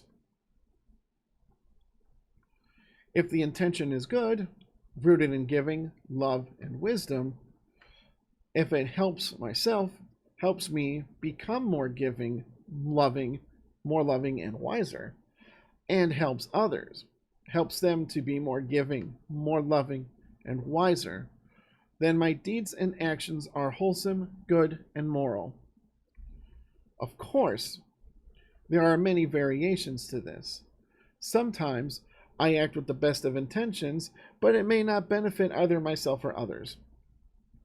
Sometimes my intentions are far from good, but my action helps others nonetheless. Sometimes I act out of good intentions, and my acts help me, but perhaps cause some distress to others. In such cases, my actions are mixed, a mixture of good and not so good. When intentions are bad and the action helps neither myself or others, such an action is bad. Yeah. And when my intention is good and my action benefits both myself and others, then the deed is wholly good. In other words, intention matters, which is a concept that expands to everything in Buddhism, not just killing. However, this does not mean that the person committing the act is off the hook, as the karma inflicted by killing still exists, and it is not skillful, as the Buddha would say. This was explained earlier in an article with Did the Buddha Kill? And the Karma of Soldiers, where regardless of the overall benefits, the killing in order to save others, the person who committed the act is still affected. As Venerable S. Dhammika explained, so at times it may be necessary to kill, but it is never wholly good. I had trouble with this name too. Swaraj Hongladaram. Swaraj Hongladaram wrote, suppose there is a crazy and evil man who is about to push a nuclear bomb button, which will result in the death of millions of people. Suppose further that the only way to stop this guy was to shoot and kill him. Suppose further that shooting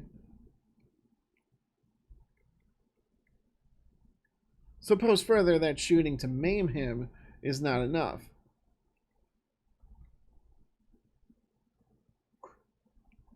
Then the Bodhisattva, realizing that this guy is about to commit grievous sin which will lead to countless lives in the lower realms, kills the guy in order to save him from committing the crime and also to save millions of lives.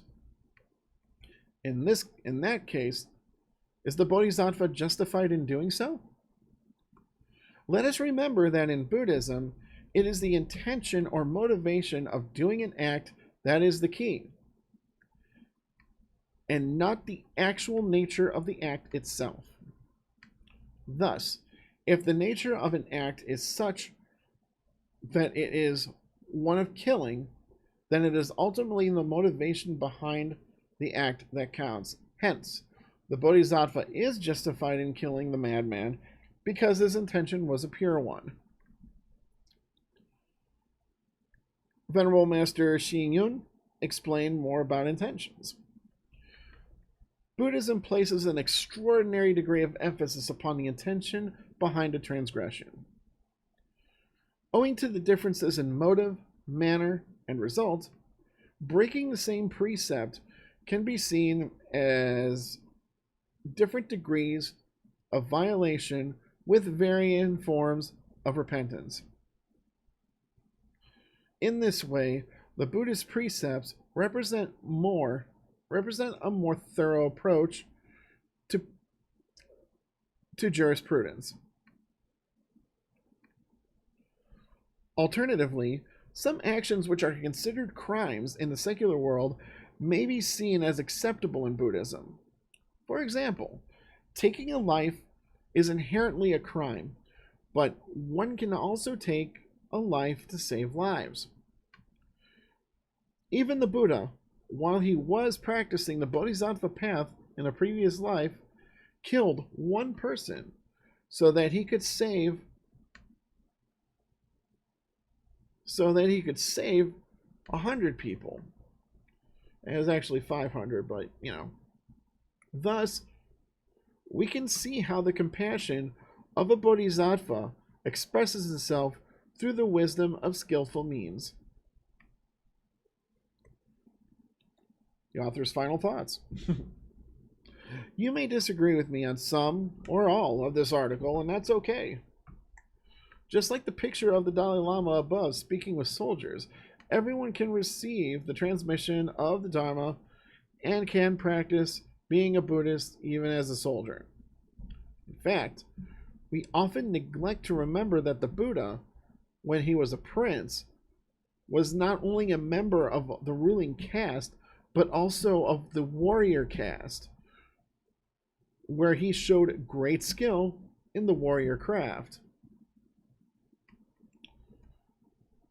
He can even look to the great Buddhist king Ashoka, who, without a doubt, was the greatest influence in spreading Buddhism, who was once a brutal warrior king, who then learned of the Dharma and created one of the most respected and peaceful regimes that spread the Dharma in many directions. Buddhism teaches the causes and conditions and how it affects not only the world around us, but especially ourselves. While being a soldier can mean taking a life, it does not always mean that will be the outcome. Take the view of a law enforcement officer, a police officer. Ideally, I'm sure, okay? Who also carries weapons, but statistically rarely, if ever, use their weapon during their entire career. What would happen if we had no police? Would you want to live in a world where no laws made by the people were enforced in order to have a peaceful society? The same holds true for soldiers in a much larger context. If we were never to act to defend ourselves and others from violence, or to save and protect others who are in desperate need, then I personally believe we are committing a greater form of unwholesome karma. Just like in World War II, no amount of nonviolence would have ever stopped Hitler from exterminating an entire race of people. It took a massive military effort to stop him and restore balance and peace to the world. As Edmund Burke said, which should be updated to modern times to include women, all that is necessary for the triumph of evil is that good men do nothing. We do not live in a perfect world, and live in a reality where there is suffering on many levels. However, just like the lotus flower pushing up through the dark, muddy water so it can blossom, a classic symbol of enlightenment, soldiers who are saving others from unwholesome karma, violence, etc., often can be viewed as the mud that feed the nutrients to the flower. Regardless of your views of the military, soldiers, sailors, Marines, airmen, police officers, or any other professional organization that works in the defense of a country, your efforts and discussion would be best directed in helping them not have to fight. Donate to worldwide charities that help those who are poor and disadvantaged so they will not have to suffer and rise to violent actions in their land. Help others learn and grow by helping funding children to complete grade school and hopefully even college. Travel, if you can, and not only visit, but become engaged and help out with others. They will remember your involvement, and not their perceptions of what your country is actually like, based on politicians. Engaged Buddhism is one key you can use to help create a pure land on earth, so that the need for war and the soldiers will no longer be necessary. As Venerable Thich Nhat Hanh, who was a monk during the Vietnam War and created the Order of Interbeing, said, "We may think of peace as an absence of war, that if the great powers would reduce their weapons arsenals, we could have peace. But if we look deeply into the weapons, we will see our own minds, our own prejudices, fears, and ignorance."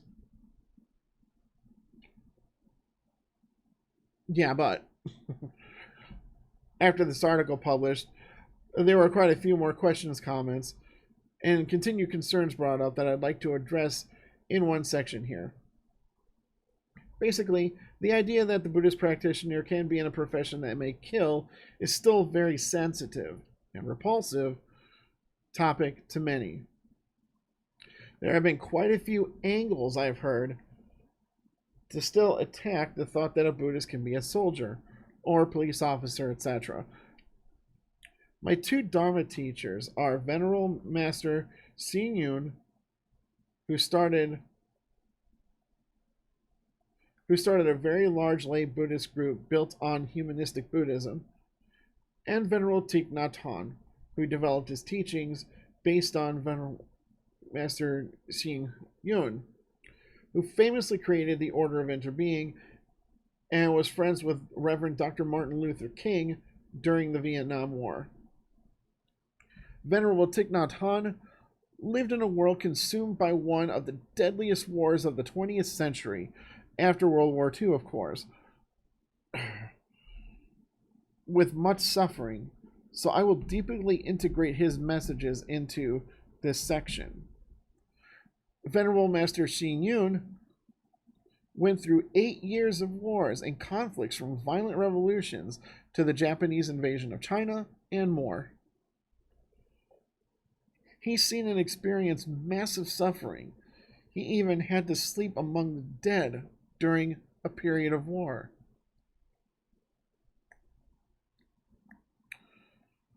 If there were two Buddhist teachers who would be opposed to war and promoting worldwide peace, it would be my two Dharma teachers, in my humble opinion, based on their experiences of living through violent revolutions and horrific wars. Their views may surprise you.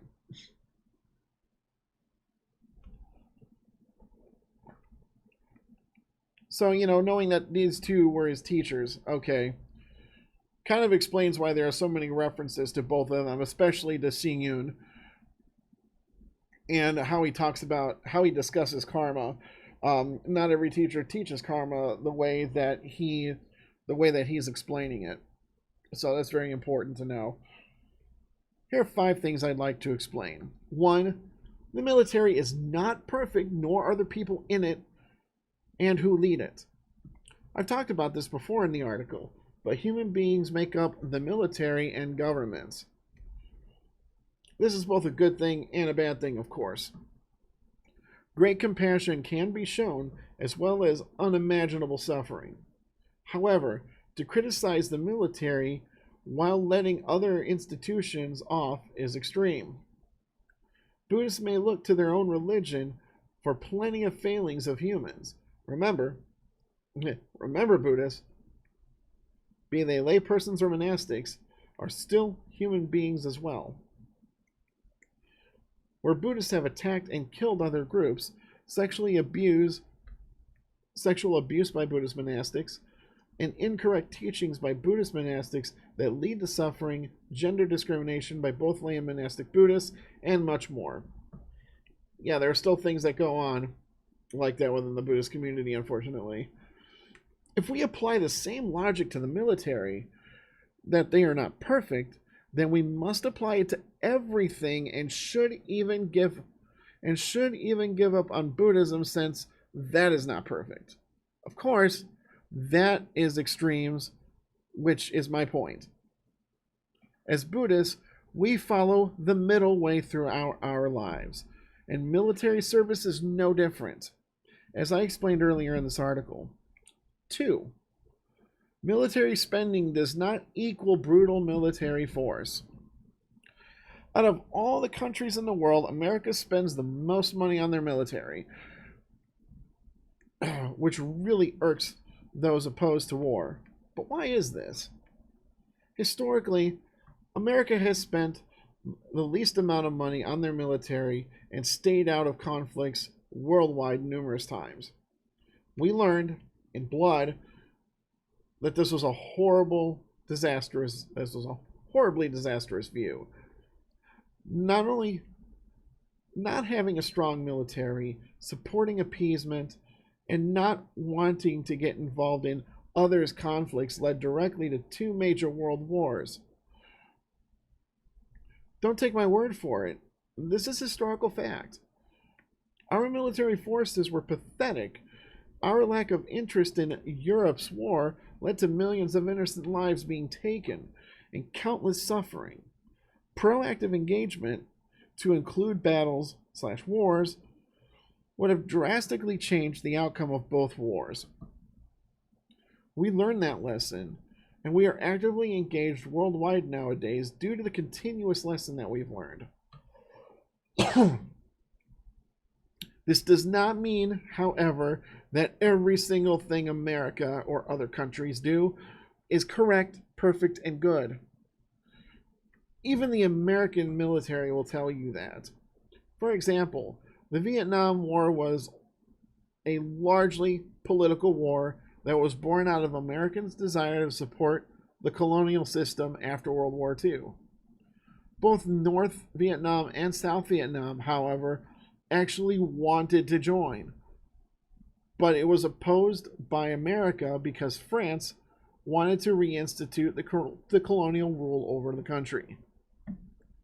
North Vietnam was actually in love with the Americans' ideals and wanted to model their constitution and country after it, albeit with the communist economic model rather than capitalist, which played a huge role in America's eventual Cold War strategy with Vietnam. They were, however, ignored and prevented from even having a North-South vote democratically, if both wanted to join, because America wanted to support France, an old ally. And we know the rest of that story. Plenty of Americans, for instance, fought in that war and not only had to kill, but had to suffer as well. Many did not completely believe in their mission to protect South Vietnam without actually knowing the whole story, which will bring us into another topic later on. But as I described in my earlier article, we also saw great humanity and compassion. As soldiers, options are limited in what we can do. There is, of course, a mission you're ordered to follow. But you do always have the power to be compassionate and apply Buddhist teachings and be a bodhisattva when needed. I would gladly see bodhisattvas be soldiers, as unusual as that sounds, as I know they would have the best ability to be compassionate at the right moments. An army, or navy, air force, etc., is made up of people, and you will always want to be want the best people in there to do the right thing. If you would not serve, then you leave it entirely open to those who may, for instance, love violence. 3 men during the Vietnam War, as described earlier, made a dramatic impact on saving countless lives. Imagine if they never served. Oh my goodness. Imagine if they never served. We the people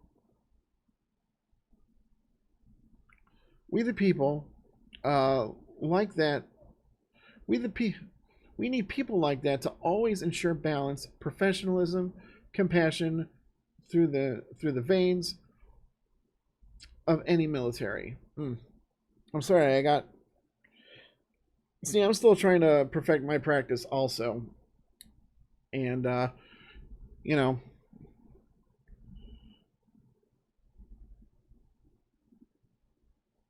unfortunately that's how it goes sometimes. All right.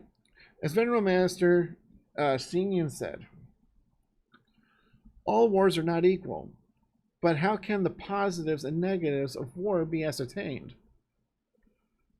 War kills and wounds countless numbers and destroys human history and culture. Yet war can also facilitate human civilization. A country must be strong and prosperous, so it cannot completely dispense with a national defense and military weapons. Following the Second World War, the Pope called for world peace, and the Soviet Union's Joseph Stalin asked, "How many troops does the Pope have?" A country could not do without military force to back it up, but neither can it completely rely on such military force. For example, the United States has participated in the Korean and Vietnam Wars. Now it is embroiled in Afghanistan and Iraq wars. So then you can tell the quote is dated. But there remain many problems that have not yet been solved by these means. In addition to the fields of science and armaments, that word gets me sometimes, armaments, I think that such a big and powerful country like the United States should put more energy into such areas as civil rights, humane action, freedom, and compassion if they really want wars to cease.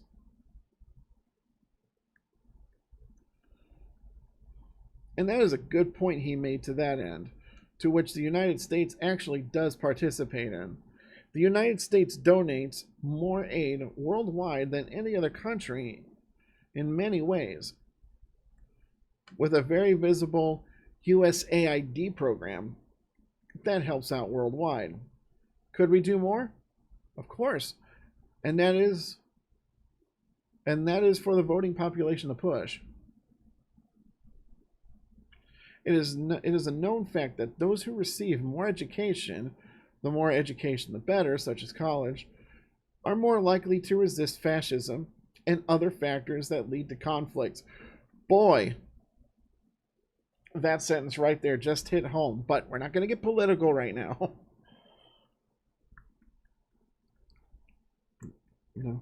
Imagine if we were able to increase the number of schools and education opportunities worldwide.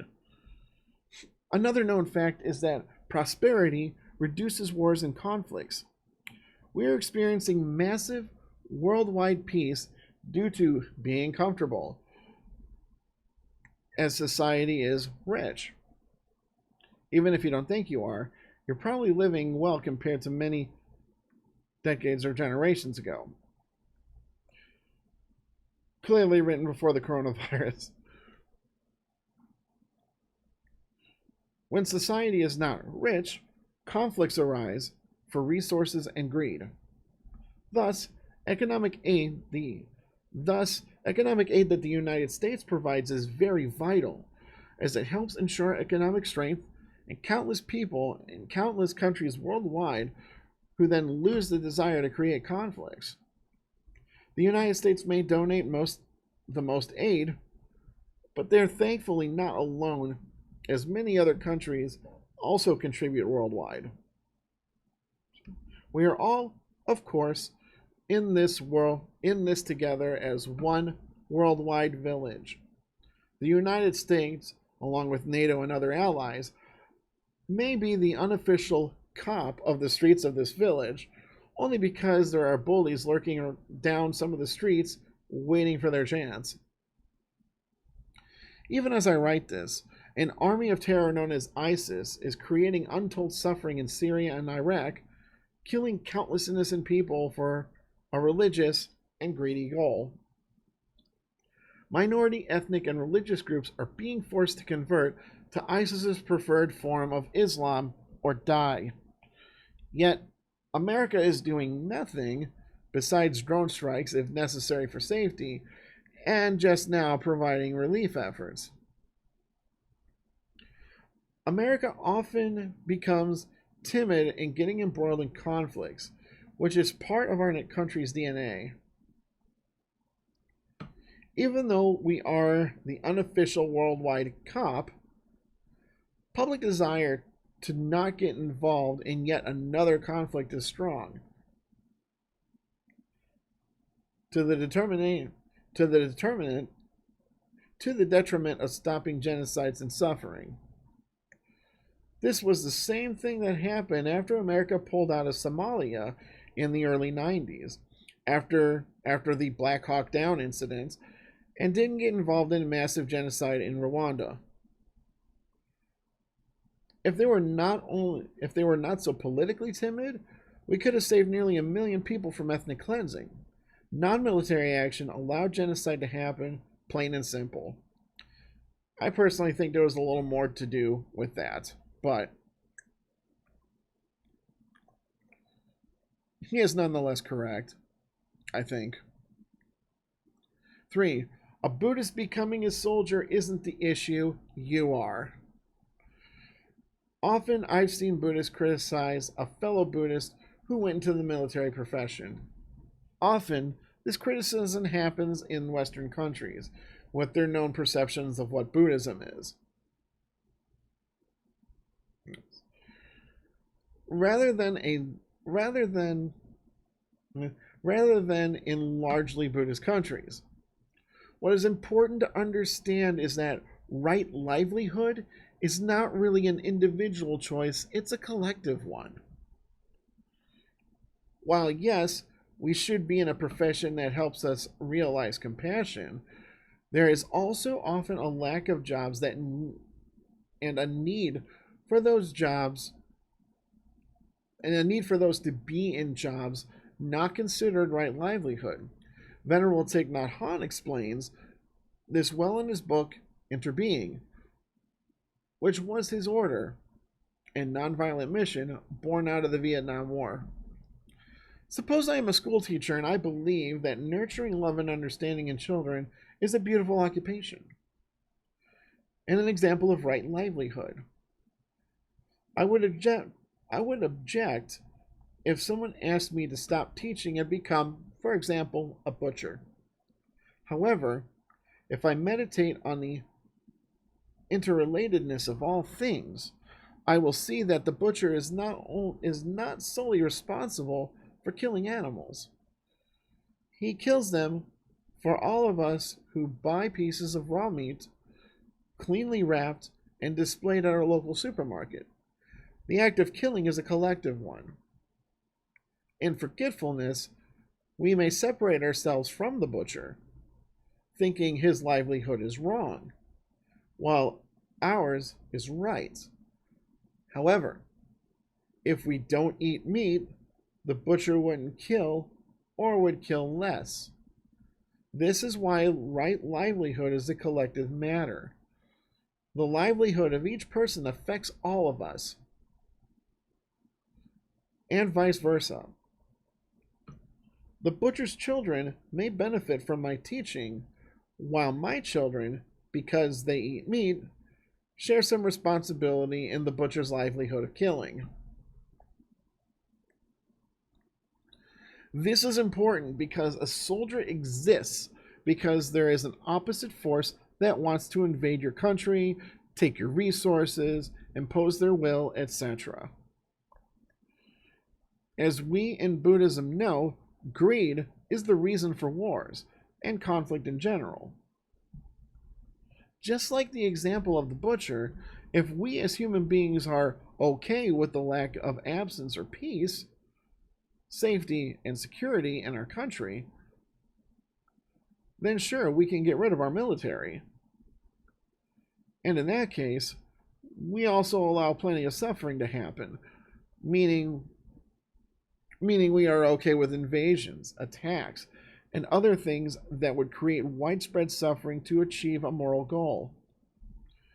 The Buddha and Buddhism doesn't advocate the extreme view, As I explained earlier in the article, a population and country are allowed to defend themselves. And yes, that includes having to invade another country to stop a threat or help people. We play that game if not invading another country that was a threat many times in our history with disastrous consequences. This was a long article.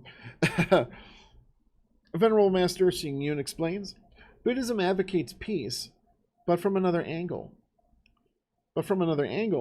Buddhism has its own struggle of a different sort. Rather than fighting with others, there is a battle with one's own afflictions. In order to subdue the demonic army of the 84,000 afflictions and achieve the victory of liberation and freedom, we must wage war against our selfish desires. If only everyone on the planet would heed that advice.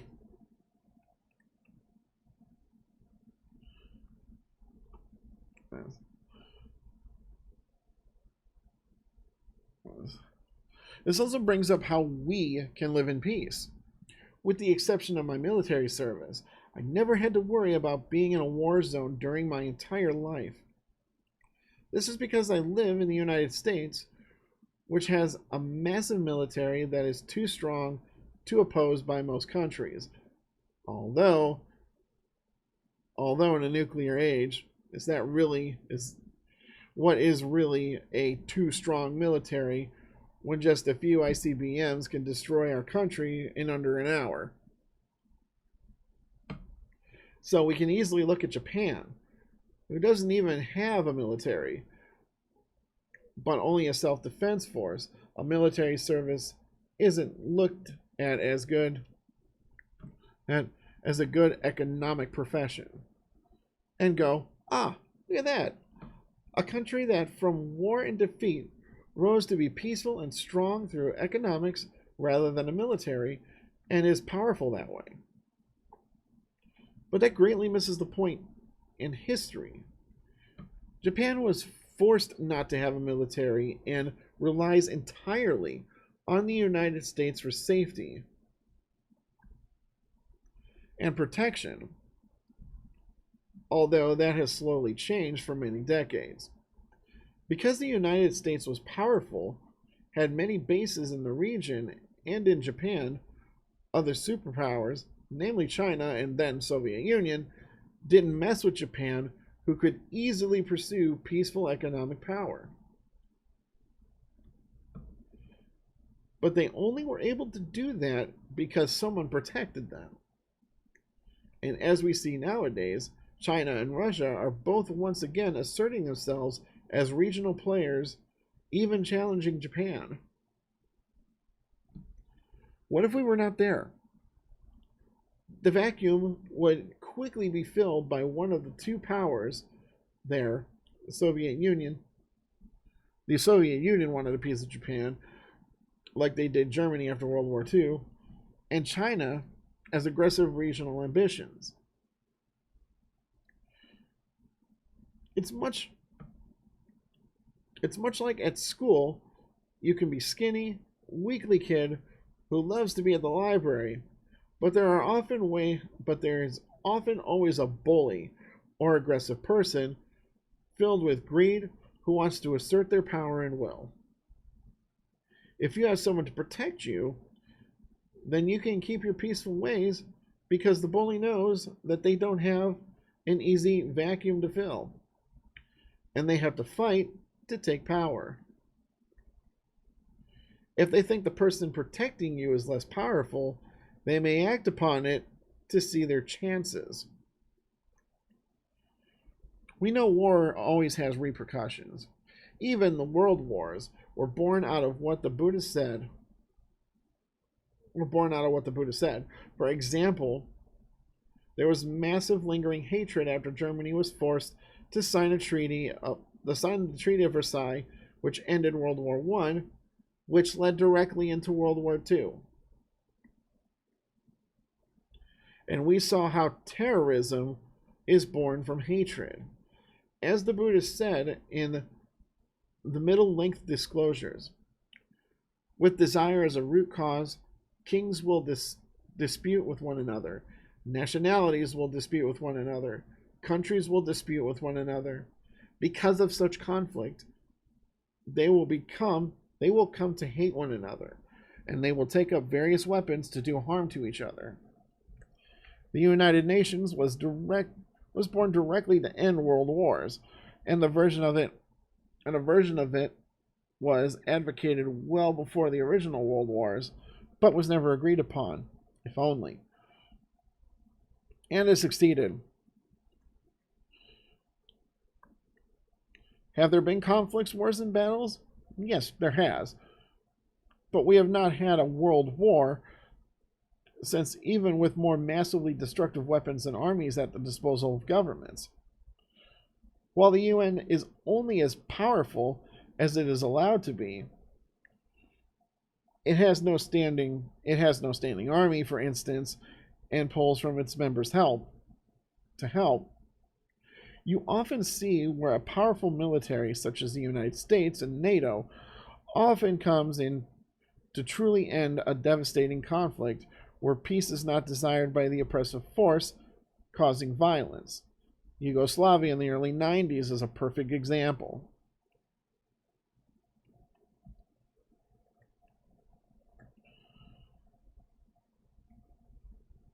All right. 4. It's easy to object to war or invasion where you don't have all the facts. A question posed to me was that shouldn't a soldier object or resist being part of an army that invades other countries? And the apparent assumption was used the United States invasion of Iraq as an example. It would be wonderful to live in a world where we had perfect clarity about the situation before becoming engaged, and to know the outcome, the future, to know we were on the right path. Just like in Buddhism, this isn't always clear, and the same thing can't be said for military action in another country, referred to as an invasion.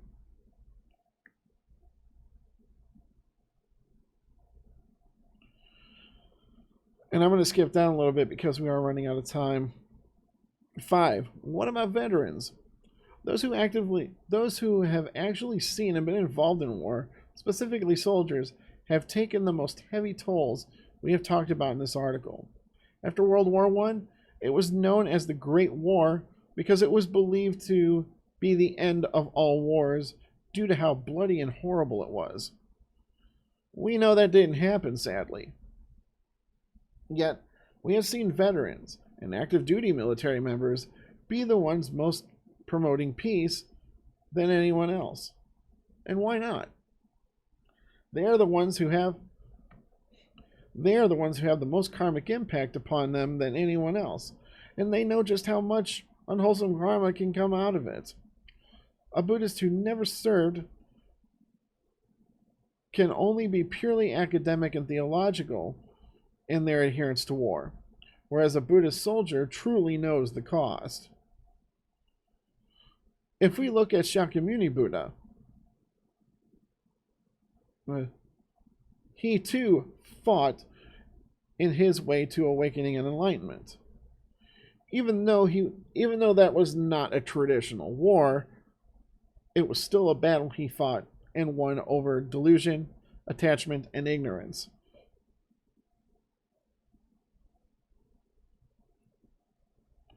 For many Buddhists, the thought of thanking a veteran on Memorial Day or Veterans Day are perhaps utterly repulsive to their belief system. I do not believe we would ever see Shakyamuni Buddha behave in such a manner, as he was beyond these labels we placed on people and things. Thanking and honoring veterans does not mean you have to believe in everything they may have done, or you assumed they have done, but to thank them for their karmic impact, wholesome or unwholesome, that they have endured as part of their military service for the protection of their country and freedom of others. Veterans and active duty military members don't need to be thanked, but showing kindness, especially the Buddhist loving kindness, is especially important for this group of our society who truly needs it. Throw away your labels and preconceptions. Those in the military are sentient beings just like everyone else. To end this article, I leave you with the words of Venerable Thich Nhat Hanh. He spoke to how military veterans can help society actually end war and violence, and I fully agree with him. Veterans are the light at the tip of the candle, illuminating the way for the whole nation. If veterans can achieve awareness, transformation, understanding, and peace, they can share with the rest of society the realities of war. And they could teach us how to make peace with ourselves and each other, so we may never have to use violence to resolve conflicts again. And that is a powerful statement too. So that is, on the whole, the discussion, and that discussion went a whole lot longer than I thought. I apologize. We're not going to have time to get to our game tonight, unfortunately. So next Sunday is when we're going to have to pick up on Paper Mario. But for those of you that have hung out this long and have listened and participated in the discussion, I want to thank you. I want to thank you for coming tonight, for the meditation, for the discussion. So, draw your own conclusions here, obviously. And it sounds to me like Buddhists can be soldiers. They can be military. They can do their jobs with compassion, even if it means having to kill for the sake of the greater good. But at the same time, killing in any form shouldn't be celebrated, because we always want that to be the last resort, even when it came to the killing of objectively very horrible people like Osama bin Laden or Saddam Hussein. Did their deaths result in less lives being taken, less suffering? Sure, of course they did. But it's still a shame that it came to that.